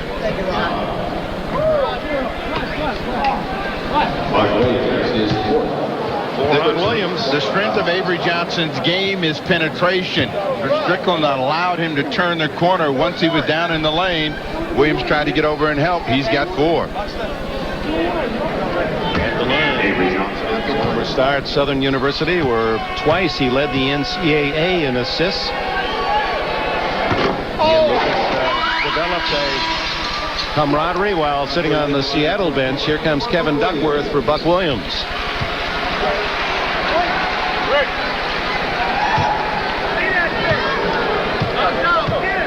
Duckworth has 2 fouls himself. Johnson with 1 out of 2. It's 58-54 San Antonio. Don't forget, second half of our NBA doubleheader, the Bulls and the Cavs. Now, this is a guy that Duckworth should be able to score on Antoine Carr if he can get the shot by David Robinson. There he goes again, the right-handed Porter going left and scoring inside. Porter leading the Blazers with 16. Duckworth on David. Anton Carr stolen by Porter.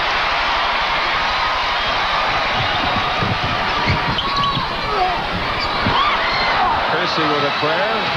Dale Ellis for San Antonio. Portland led once in the first half at 39-38.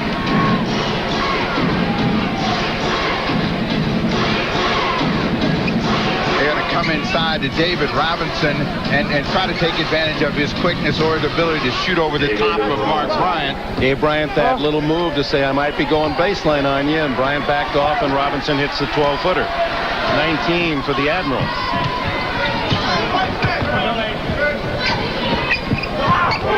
Oh, boy, they were entangled there. Robinson and Bryant. It goes against Robinson, number 4.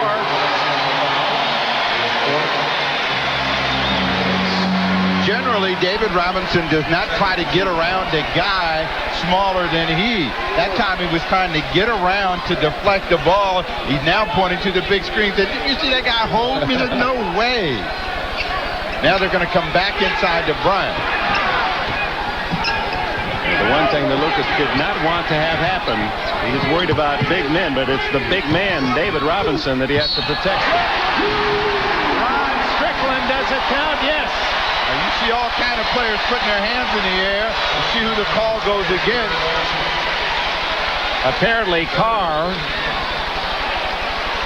Rod Strickland has been challenging David Robinson the entire night. Strickland gets the hoop. Carr with his third. The crowd is saying Carr wasn't in that picture. It was on 5-0. 1-point game.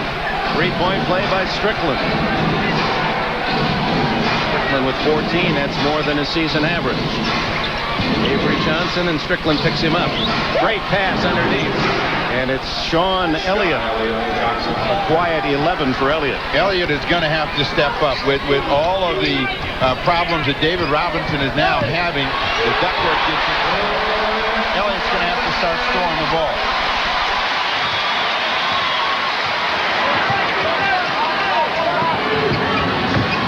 Robinson. Oh, for a man as big as he is, David Robinson 7-1, slicing his way clear for the basket. Porter. Good job by Kersey to keep it alive. That's what Kersey gives his team, is that added dimension of hustle and never quit on a play. Portland trying to challenge the hole with ball movement, but they can't finish. The Admiral now with another rebound. He now has 5. Antoine rattles out to Kersey. Blazers down court, trailing by 3. Kersey now with 9 rebounds. Carr reaching in, got a piece of the wrist of Duckworth. That's 4 on Carr. Spurs are running out of fouls. They're not running out of bodies yet, but the ones that count certainly are in double jeopardy. J.R. Reed is coming in. He has 4. Carr has 4. And if either one of those guys go down, that means they have to go deeper into the bench and look at someone like Larry Smith as an inside defender, but no offense the other way. Front line, 4 fouls each. Now off the ball, since they're going to double, they need to have someone cutting to the hoop. Nice play, David Robinson.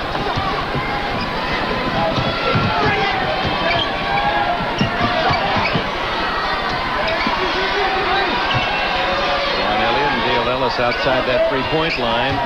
Inside to David. A whistle. Appears to be Bryant or Kersey from the reaction. Kersey, his second.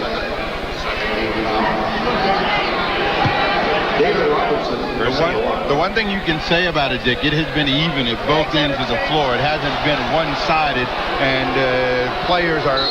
they've been living on this big screen that's above us, trying to get the officials to understand, you guys don't normally call those plays, but every game the officiating is going to be a little bit different, and you have to make that adjustment. Otherwise, you'll be down. Do you think that with the playoffs coming up and knowing how it'll be rougher, more defensive-minded, that maybe the NBA office has said, hey, we've had enough rough stuff here the last month or so, let's call a tighter game? No, I don't think so. I think that they have tried all season long to clean up some of the areas where they thought would cause players to lose control. Nice pass. Taken away by Ellis.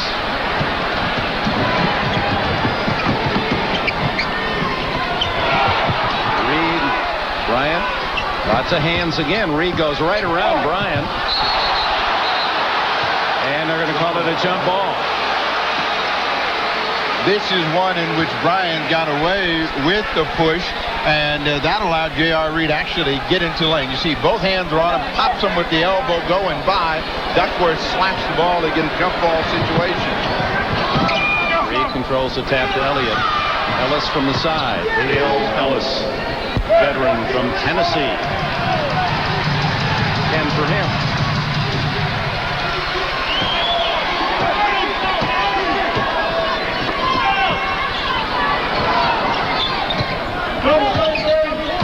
Time to find Porter. 3-pointer. Ellis gets the boards. How tough is it for San Antonio to win here? They've won one of their last 14. Elliott. Robinson and Duckworth, last touch by Robinson. Meanwhile, Portland has lost their last 5 at San Antonio. Home court a premium. Timeout. Michael and the Bulls battle the Cavs. NBC next.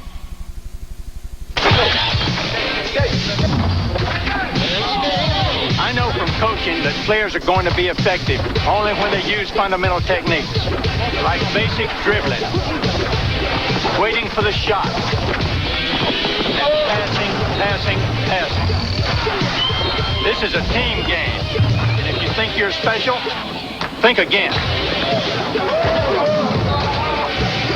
You want showtime? Well, then go on the Johnny Carson show. Back at the Coliseum in Portland with a reminder, our NBA game of the week. Doubleheaders today, and in prime time in the East, you'll see the defending NBA World Champion Chicago Bulls against the talented Cleveland Cavaliers with Mark Price, Larry Nance, Brad Daugherty, their all-star lineup. That's to follow. Rick Adelman is looking for some offensive punch, and Cliff Robinson comes in the game. He was red hot in that 5 minutes that he played, 8 points. Picked up 3 quick fouls. Strickland off to Robinson, 2 on the clock, and they'll just get it off. Almost made it. Avery Johnson has it stolen. What a break. Strickland makes the play. Robinson did a good job of keeping alive by hitting the rim with that desperation. It has to hit the rim now. Before it could hit the glass and would be a legal shot. Rod Strickland short. Gets it back again. That's 2 he kept alive, and now J.R. Reed and Strickland had his hands on that one. To the other end, and Ellis can't handle the pass from Avery Johnson, and Strickland was still back at the other end. They had a 5-on-4. 66-61 San Antonio, 6 minutes left, third quarter.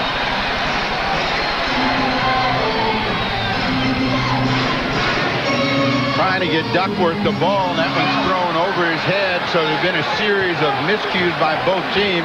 And, you know, it's a team that really buckles down defensively and gets that separation. That's going to have an advantage. It's been a tie game since we came out of the intermission. Spurs had the 5-point halftime lead. Inside is Avery Johnson using the offhand to ward off Kevin Duckworth. 10 for him. That's above his average. Well, both teams are trying to accomplish the same thing. Open up the middle, get someone going down the middle with a return pass. Strickland, Robinson. David Robinson had to hold back as Strickland led with the off arm. Similar play. Open up the middle. Guard gets a return pass. They get the score. Strickland has 16 points. Spurs slowing down the tempo a bit here. Robinson over Bryant. David Robinson leading all scorers with 23.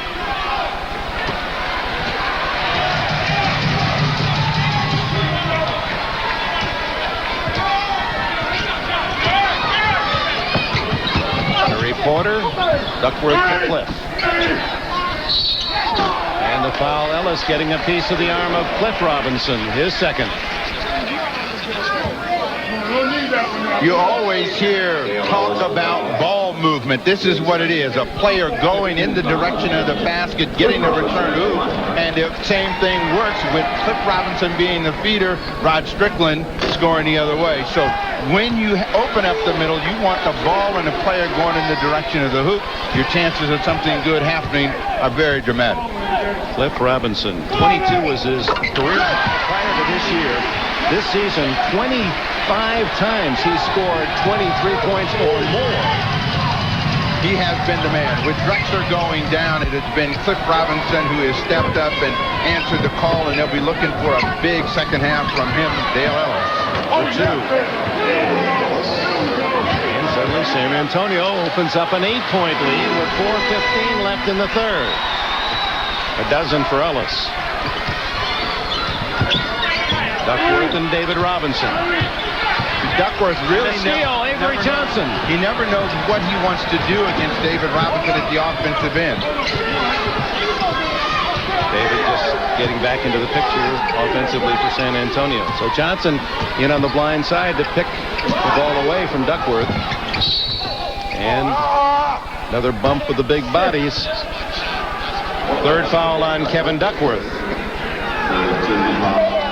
Why do big guys dislike small guys? Because they always like little pests. They're always getting in the way. And you know, at some point, Kevin Duckworth's going to remember that. Just lay a little wood on Avery Johnson.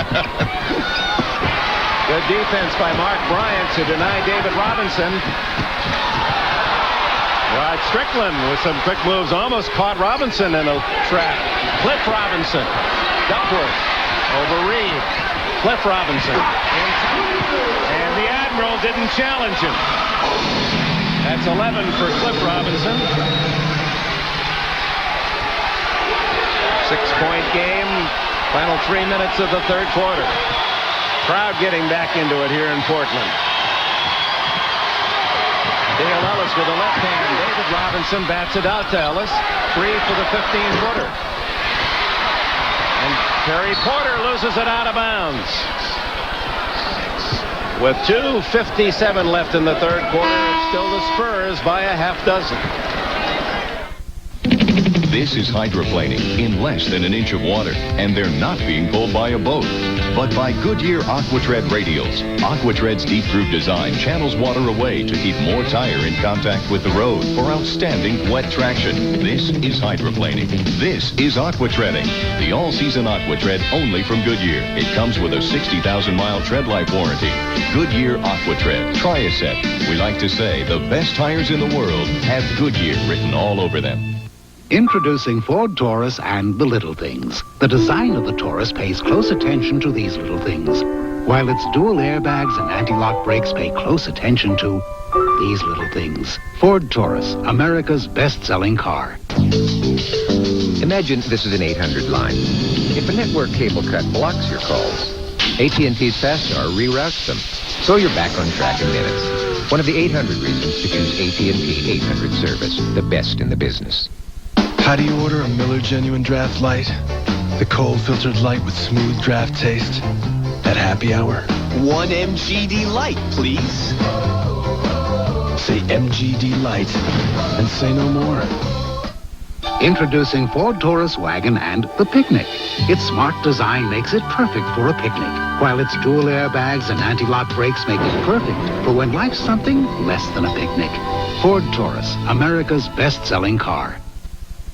In prison, he met the son he abandoned. And your daddy. Now they have a second chance to be a family. He decided to make the two of you live together. But can a father stop his son from following in his footsteps? Got a little girl, man. Ray Donchong, Blair Underwood, and Louis Gossett Jr. Can we break this cycle? The world premiere of Father and Son, NBC Monday.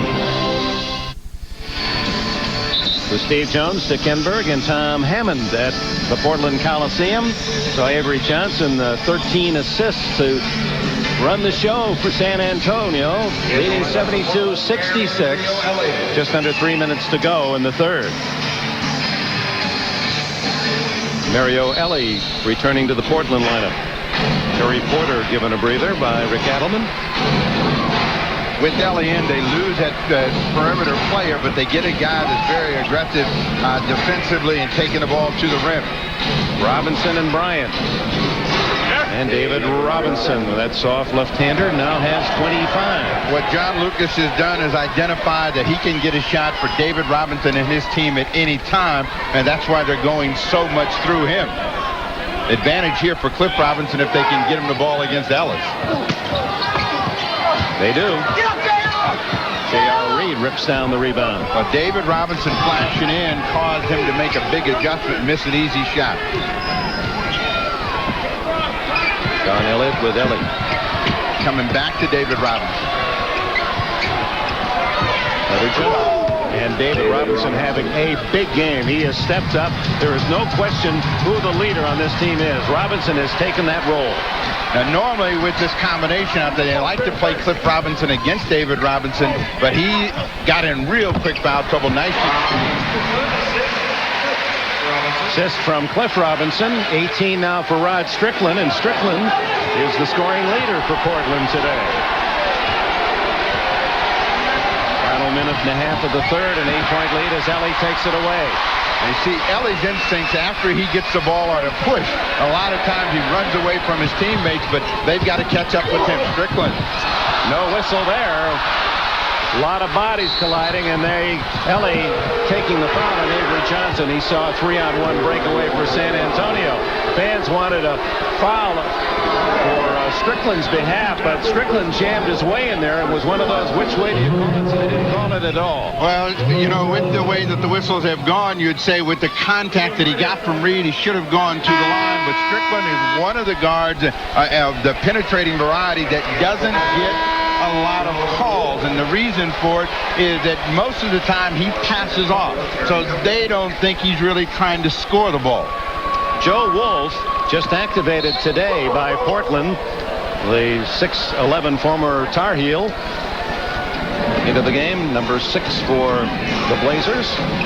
And meanwhile, David Robinson out and Terry Cummings in for San Antonio. So Robinson goes to the bench, rested for the final minute plus of this third, plus the break between periods. Reed, a good move on Duckworth, and draws the foul. Still has that quick first step, JR. Reed with good recognition of who was defending him that time. A pump fake, and he left Duckworth right out there on the perimeter. He picks up his 4th personal foul. 5 team fouls. Reed looking for his 7th point today.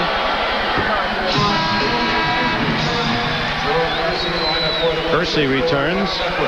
Duckworth out.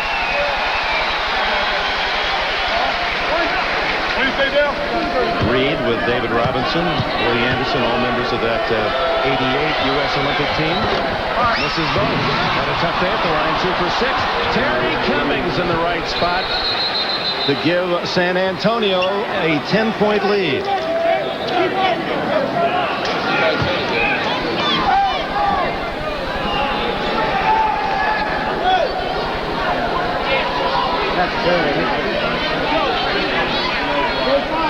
I know the problem here.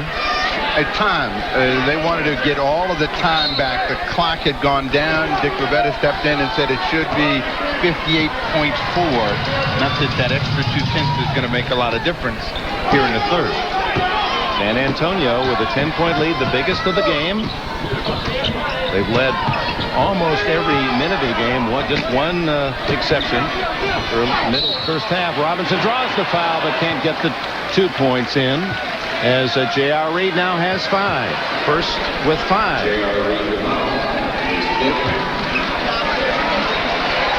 Which frontline player will leave first, and particularly one that is key? Cliff Robinson getting Reed off of his feet. Now a chance for a couple of free throws. Lloyd Daniels going to come in for San Antonio. And Reed to the bench with 5. And Reed is pointing, you've got Cliff Robinson, and you see the numbers for Robinson have jumped up dramatically this year, and over the last 2, 40 and 26. He has been the guy. We'll find out just how big a player he can be in the 4th quarter should he stay out of foul problems. 8-point lead, San Antonio, final seconds, 3rd quarter.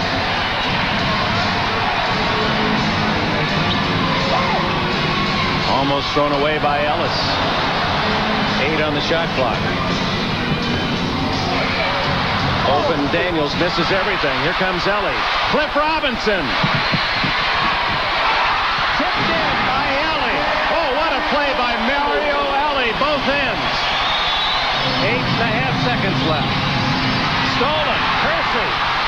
Strickland. With 6/10 of a second. So Portland with 4 points in the final 20 seconds to close within 4. They love it in the Rose City.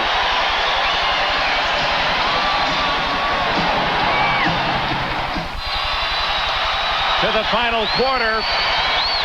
And that situation could be critical either side. Key players having trouble. Quick whistle today. Meanwhile, Portland, the fans excited about a 6-point run in the final 39 seconds of the 3rd period as San Antonio, an entire game to build up a 10-point lead, saw 6 of those points disappear in 39 seconds. The foul traffic that we saw is more significant for San Antonio because those are all offensive players that John Lucas needs to score at some point down the stretch. Ellis misses the 3 at one end, and Johnson gets the foul at the other. Avery Johnson, his second. Cliff Robinson trying to get inside, and Avery Johnson reaches in, picks up the personal foul. But if Cliff Robinson's going to get an advantage from his forward spot, he's got to begin to drive the ball. David Robinson will open the 4th quarter for San Antonio. Terry Cummings still on the court as well. Cliff for David. Joe Wolf. So Joe Wolf activated today. That's 8 straight points in Portland's best run of the game.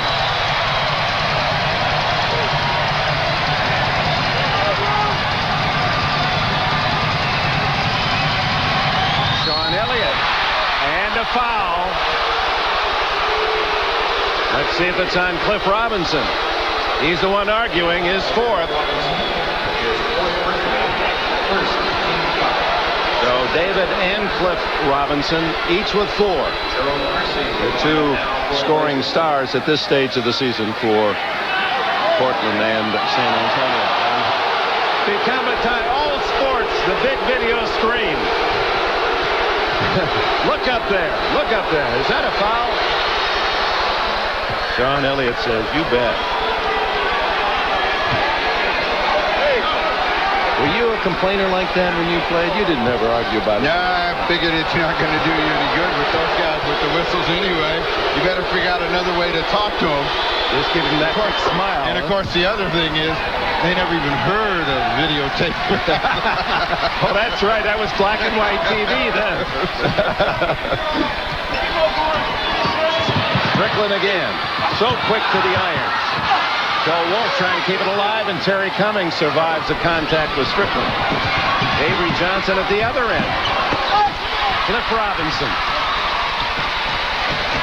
Big man motor.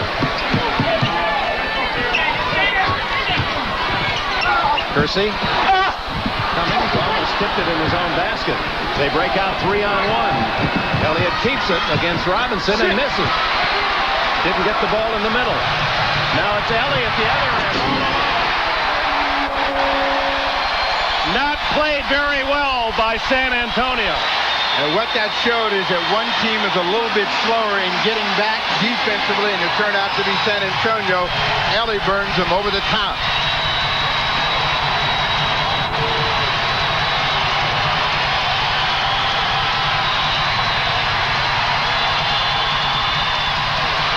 Three for Ellis, and that quiets the crowd. 83-78. The third 3 for Dale Ellis, who's making a living at that tray.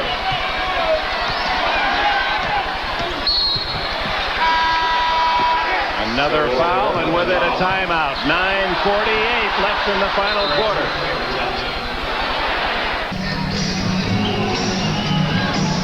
Rod Strickland, 20 points and 7 assists. A superb game again for the spark plug point guard of the Blazers. Now Terry Porter takes over that role. They're trying to do is run a 2-man game, get Cliff Robinson off, that one in and out. Saved by Elliott. Here comes Avery Johnson with a 5-point advantage. San Antonio, 9.5 to go.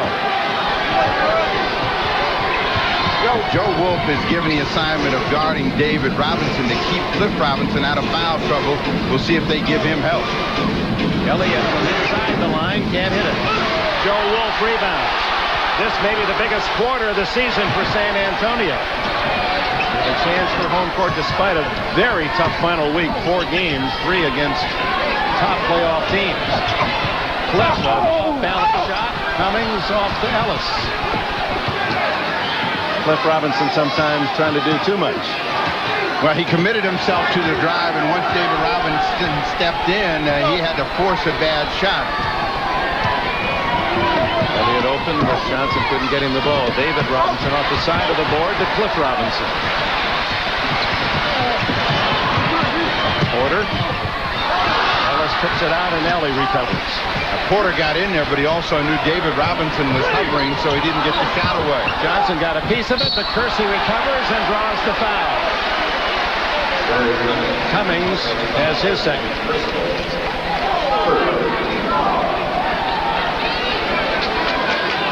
After a good play by Avery Johnson, the ball pops right back up. Kersey said if the jump shot won't go, then I'm taking it strong to the rim. Sometimes you need a little luck and a fortunate whistle. That's how Jerome Kersey gets to the line. 29-year-old Kersey, who has a fond affection for collecting matchbooks and fine automobiles. This year bought a Ferrari Testarossa. Yeah, it's kind of a odd habit. How did the matchbooks end? I could handle the matchbooks. Was that Testarossa oil or refuse? 8:19 to go, a 3-point game.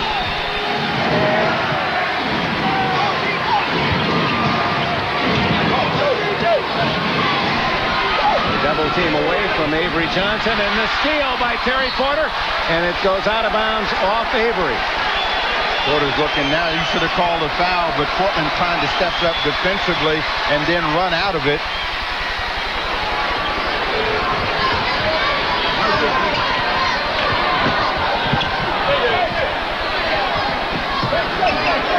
On the clock. Well, Avery Johnson getting his hands on a lot of ball. Kersey from the side. 83-82. That's very nearly a three-pointer. So the 10-point lead in the final minute of the third, down to 1. When in doubt, go to David Robinson and make them react. Avery Johnson, they leave him alone, and the little lefty has 12. That's a safe gamble. He doesn't like to take that shot, and he's not a high percentage shooter. And he'll see if he can knock it down under pressure. Joe Wolf off to Kersey.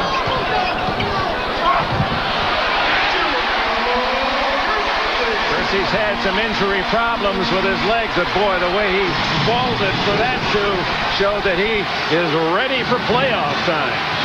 Again, a one-point game. Under 7 to go. Preview of what we'll see 2 weekends from now. 4th and 5th in the West. Johnson again open. Rebound Kersey. It's Ellie who breaks out. 1-on-3. See, Ellie's instincts are to go. He wants to go. He wants to make something happen. Doesn't get it done. 3-on-2 the other way. For Cummings. The lumbers in and is fouled by Joe Wolf. Didn't like the contact and tells Wolf so. Timeout.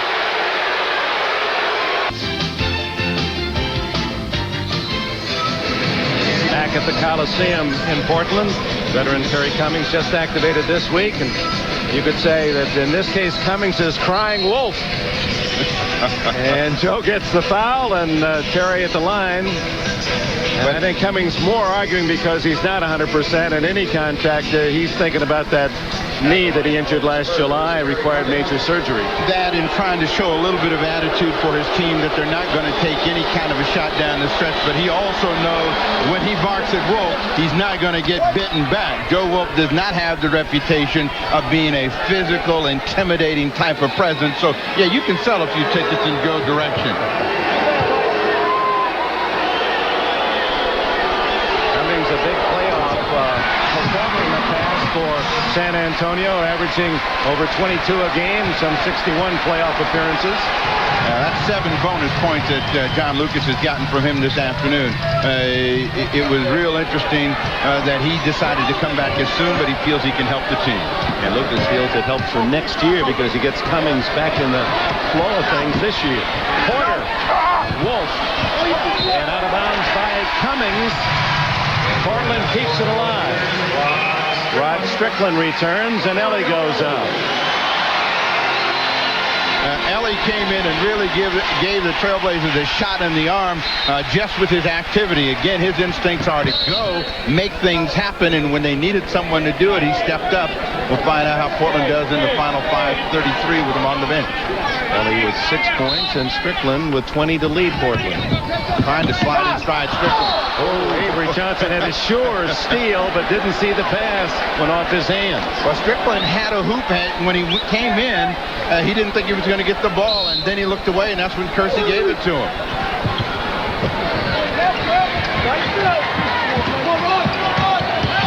Porter to Cliff Robinson. Oops, Strickland.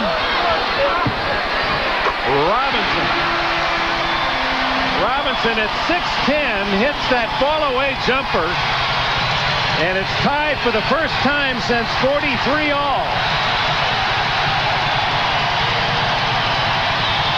Crowd on its feet. Robinson, David, not there. Joe Wolf with a rebound. Portland has led only once in the entire game. Kersey is fouled.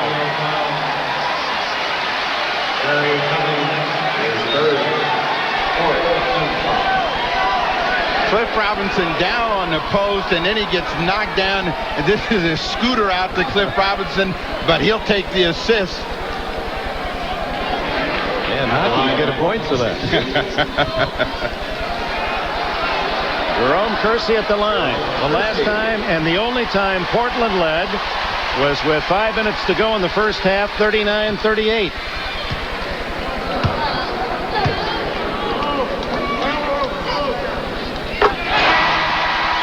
And just about at the same point in the second half with 5:10 to go, Kersey gives the Blazers a 1-point edge. His numbers, they're going down, and a part of that is the emergence of Cliff Robinson, the other due to injuries he's had over the last couple of seasons. But the one thing that hasn't changed is this is a player that never quits on a play. One of the best competitors in the league. And Antonio now down by 1. Trying to find David Robinson against Joe Wolf. They're going to get an illegal defense. Terry Porter. A warning. And you know what Rick Adelman is saying? Do you know who that was? Dale Ellis. Don't you leave him. Don't you dare leave him out there for an open 3.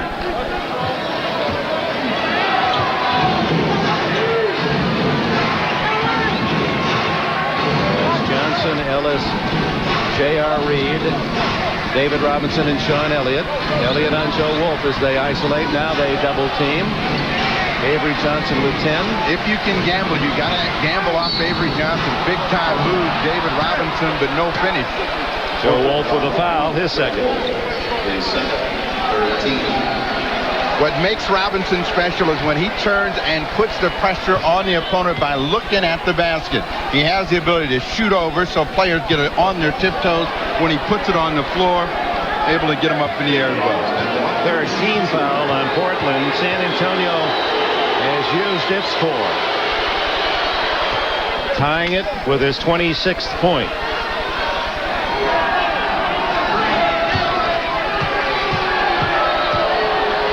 Rebounds, 4 blocks. Big game for the Admiral.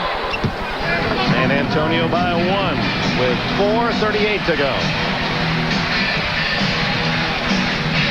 They liked Porter off of a screen, but they couldn't get him set up. Inside, Strickland against the big guys, using a lot of height on that arc. 89-88 Portland. Crowd trying to help. Ellis over Porter. Oh, that's a tough, dicey 8-footer from the baseline. Ellis used to be a forward. He has an advantage in a post-up situation. That time they find him, take some of the pressure off David Robinson to have to score every possession. Reed playing with 5 fouls against Cliff Robinson, who goes with the left hand. Big time shooting here down the stretch. Now this is when you want to play.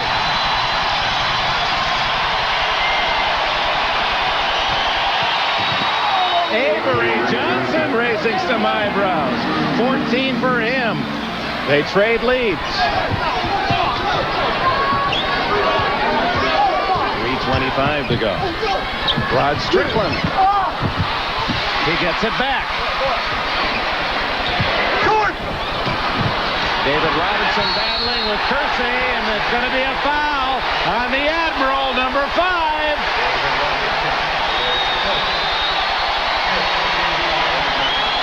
And the thing that I said that makes Kersey special, forget anything else that he does out on the floor, is compete. After the Robinson miss, he comes underneath David Robinson, and you can see after he stripped the ball away, David had him across the shoulders. John Lucas is saying, what about before? Didn't we have a jump ball? Kersey with 13 rebounds in the game, 13 points. Tied at 92.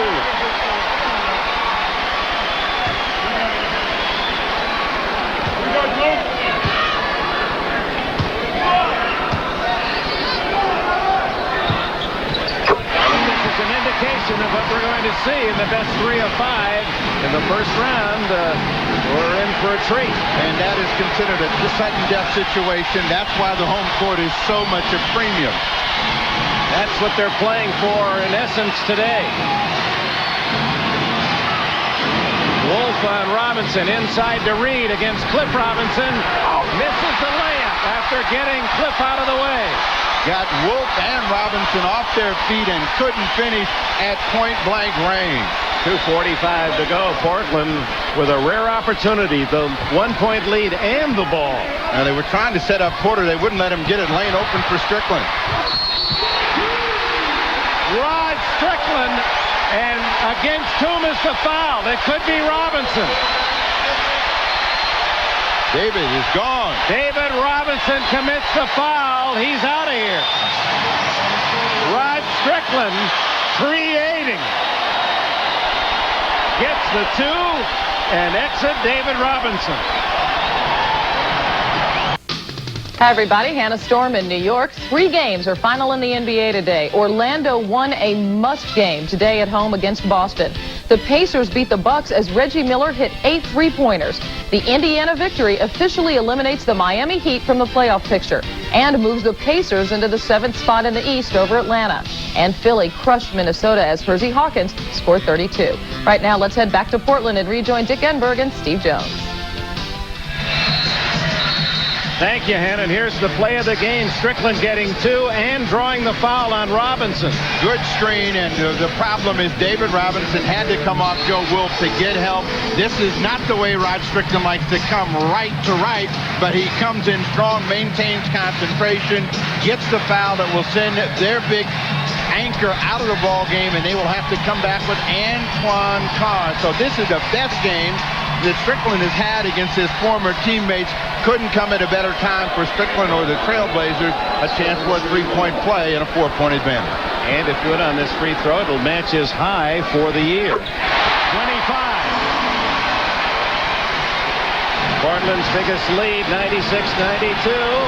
2:31. Yesterday, David Robinson told us he challenged a couple of his teammates to step up and play big. We'll find out whether they can answer the call. Avery Johnson around Strickland inside. Jerome Kersey gets it. Now Portland with a 4-point lead and 2:12 to go. And Portland, if they lead going into the final 2 minutes, they have been unbeatable this year, 41-0. And it's now under 2. 41-0 this year. Running the same play to try to get a 2-man game and force a switch. Terry Porter. That could be the night. Now the players that he was talking about, Antoine Carr and Sean Elliott. Elliott has not had a big-time game today, trying to get inside. Great block. Mark Bryant got the block. 1:33 to go.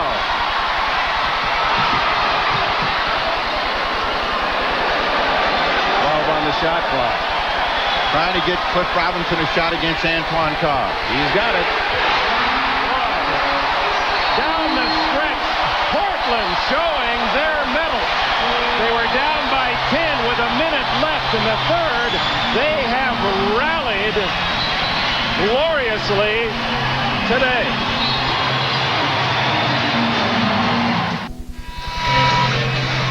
Well, if you love this game, stay tuned. It'll be the Chicago Bulls and Cleveland Cavaliers, the rubber game of their series this year, each with 2 wins. That to follow here on NBC.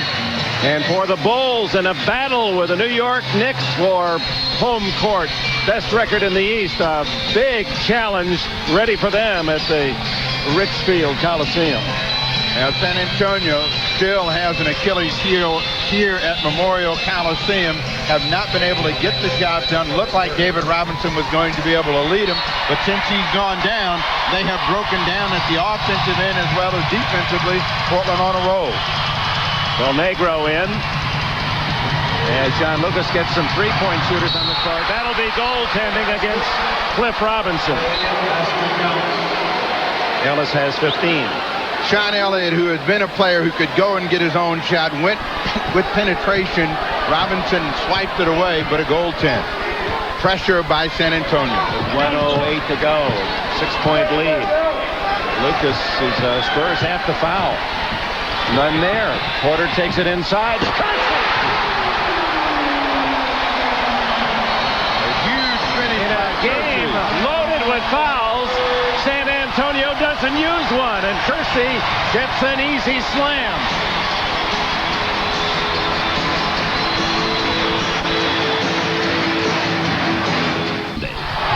With a minute to go, a quick inbounds pass to Antoine Carr, and the Spurs got the Portland advantage to 6. 53 seconds. Ooh, Percy handling a tall pass. Del Negro with a steal. Quarter to beat. Quarter lets him go.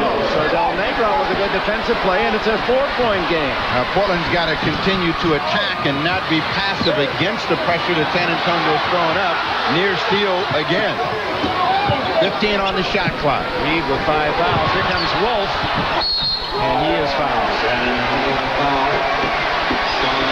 Reminder, Cleveland and Chicago waiting in the second half of our NBA Game of the Week doubleheader today. John Lucas thought he had a turnover on the double team, but the ruling by the official was that there was contact on the ball by the Spurs player. He wanted to travel, didn't get that. The crowd wants the technical, and he's saying he wants a timeout if they make. Wolf misses the first. 4-point game, 29 seconds to go. The second. This is both. And now the timeout, and so San Antonio not out of it yet. Meanwhile, the Bulls and Cavs are getting ready. Let's go to Marv Albert in Cleveland. So...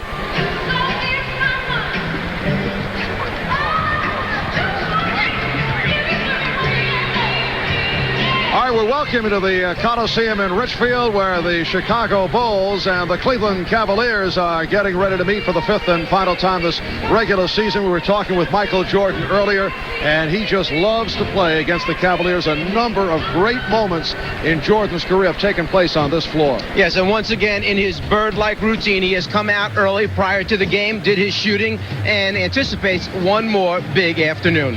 All right, Marv Albert, Mike Fratello here in Richfield. We'll have all the action for you following the ball game. Dick Enberg, Steve Jones bringing it to you, and we send you back there. All right, Marv, that'll be the 3 M's. I think Magic Johnson's there as well. So it'll be Marv, Mike, and Magic. That's to follow. I guess Magic Johnson is not there. He's getting the weekend off. We got to check that contract. Oh, he did yesterday. Oh, that's right. He pulled some magic. That's right. He's in Detroit today for a game. So meanwhile, a 4-point game here, and unless there's a miracle in the final week of the season, the West playoff picture pretty well has shaken down to this. Phoenix and the Lakers, Portland, San Antonio, Seattle will play Utah, and Houston, the hottest team in the West, against the Clippers. Houston winning 9 straight, and nobody's talking about them, but Olajuwon having an MVP season hopes to bring him through the West. 24 seconds to go. Del Negro, and he is fouled. It's a 2-point game. So the Spurs in this final minute, down by 8, have made up from 102-94 to 102-100, and Del Negro's at the line.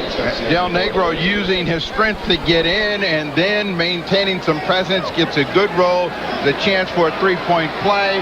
As the clock is 23.6, the Trailblazers, all they want to do is hold the ball. Their first concern will be getting it across the midline, and after that, they'll just want to pass it around. If you're John Lucas, you're looking for a foul to give.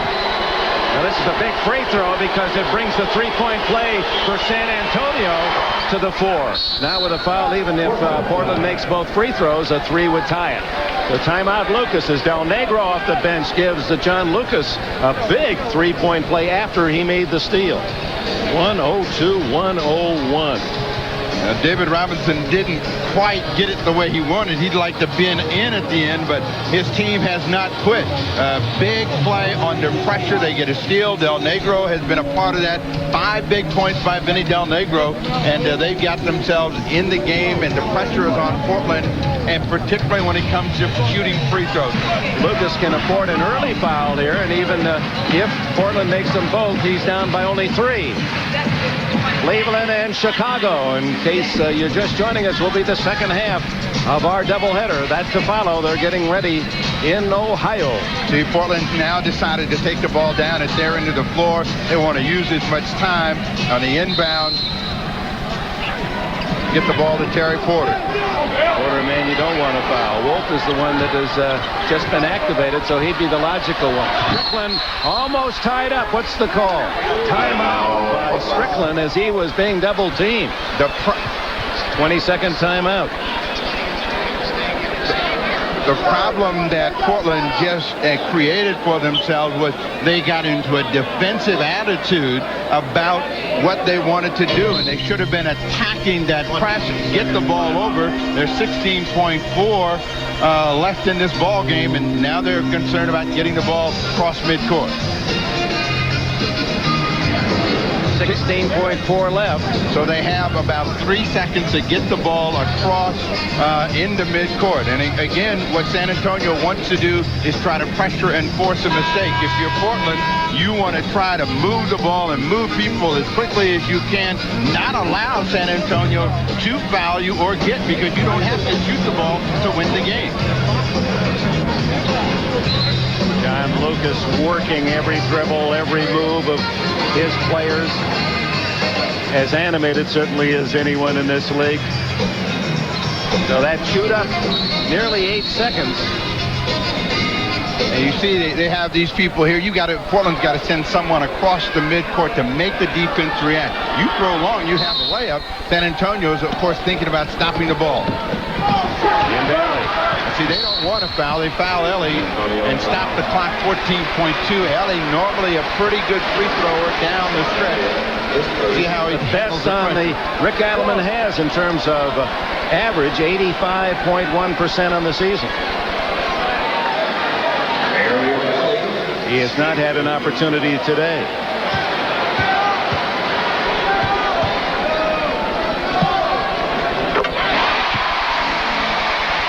Two-point lead.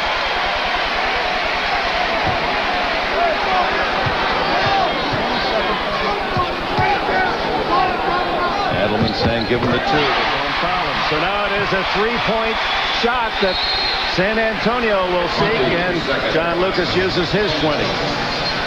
Ellis is the man. He's hit on 874 in his career, and he wears the right number for it, number 3. I'm an advocate of fouling for possession. You are ahead by 3. You foul, you put them on the line, get the 2, and get possession of the basketball. Too many times in the NBA, we have seen three-point shots tie up ball games. You know, last weekend, we were in Los Angeles, and the Lakers allowed Latrell Sprewell the night before to nail a 3 that ended up losing a game for the Lakers, and they were ahead by 3. So and earlier in that week, Marley had hit one from about 40 feet to beat him, so it does happen. So you want possession of the basketball. That is the real key for the Trailblazers at this point with the three-point advantage. Three-point shooters coming in the game. Ellis is in. Daniels, who has not made a shot yet. Elliott is in the game as well. They get Del Negro in. Reed is out. And Antoine Carr can make 3. So they have three-point shooters out on the floor.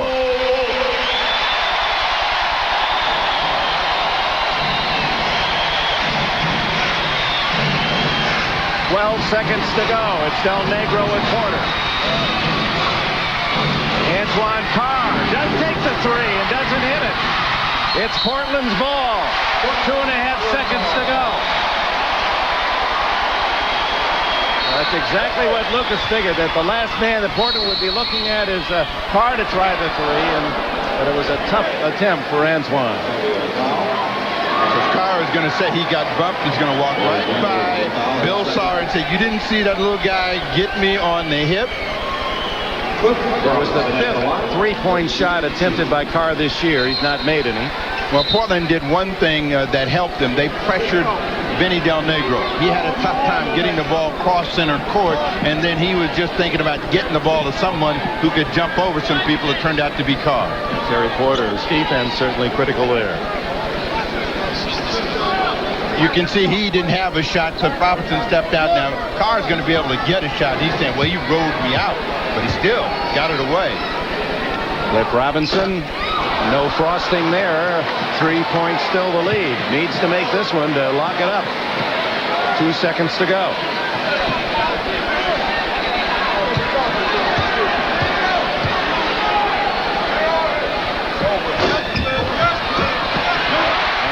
should do it. 2 seconds left. 4 points. Tough to beat. Lloyd Daniels knocked away by Porter, and that's it. The final score, the Blazers 105.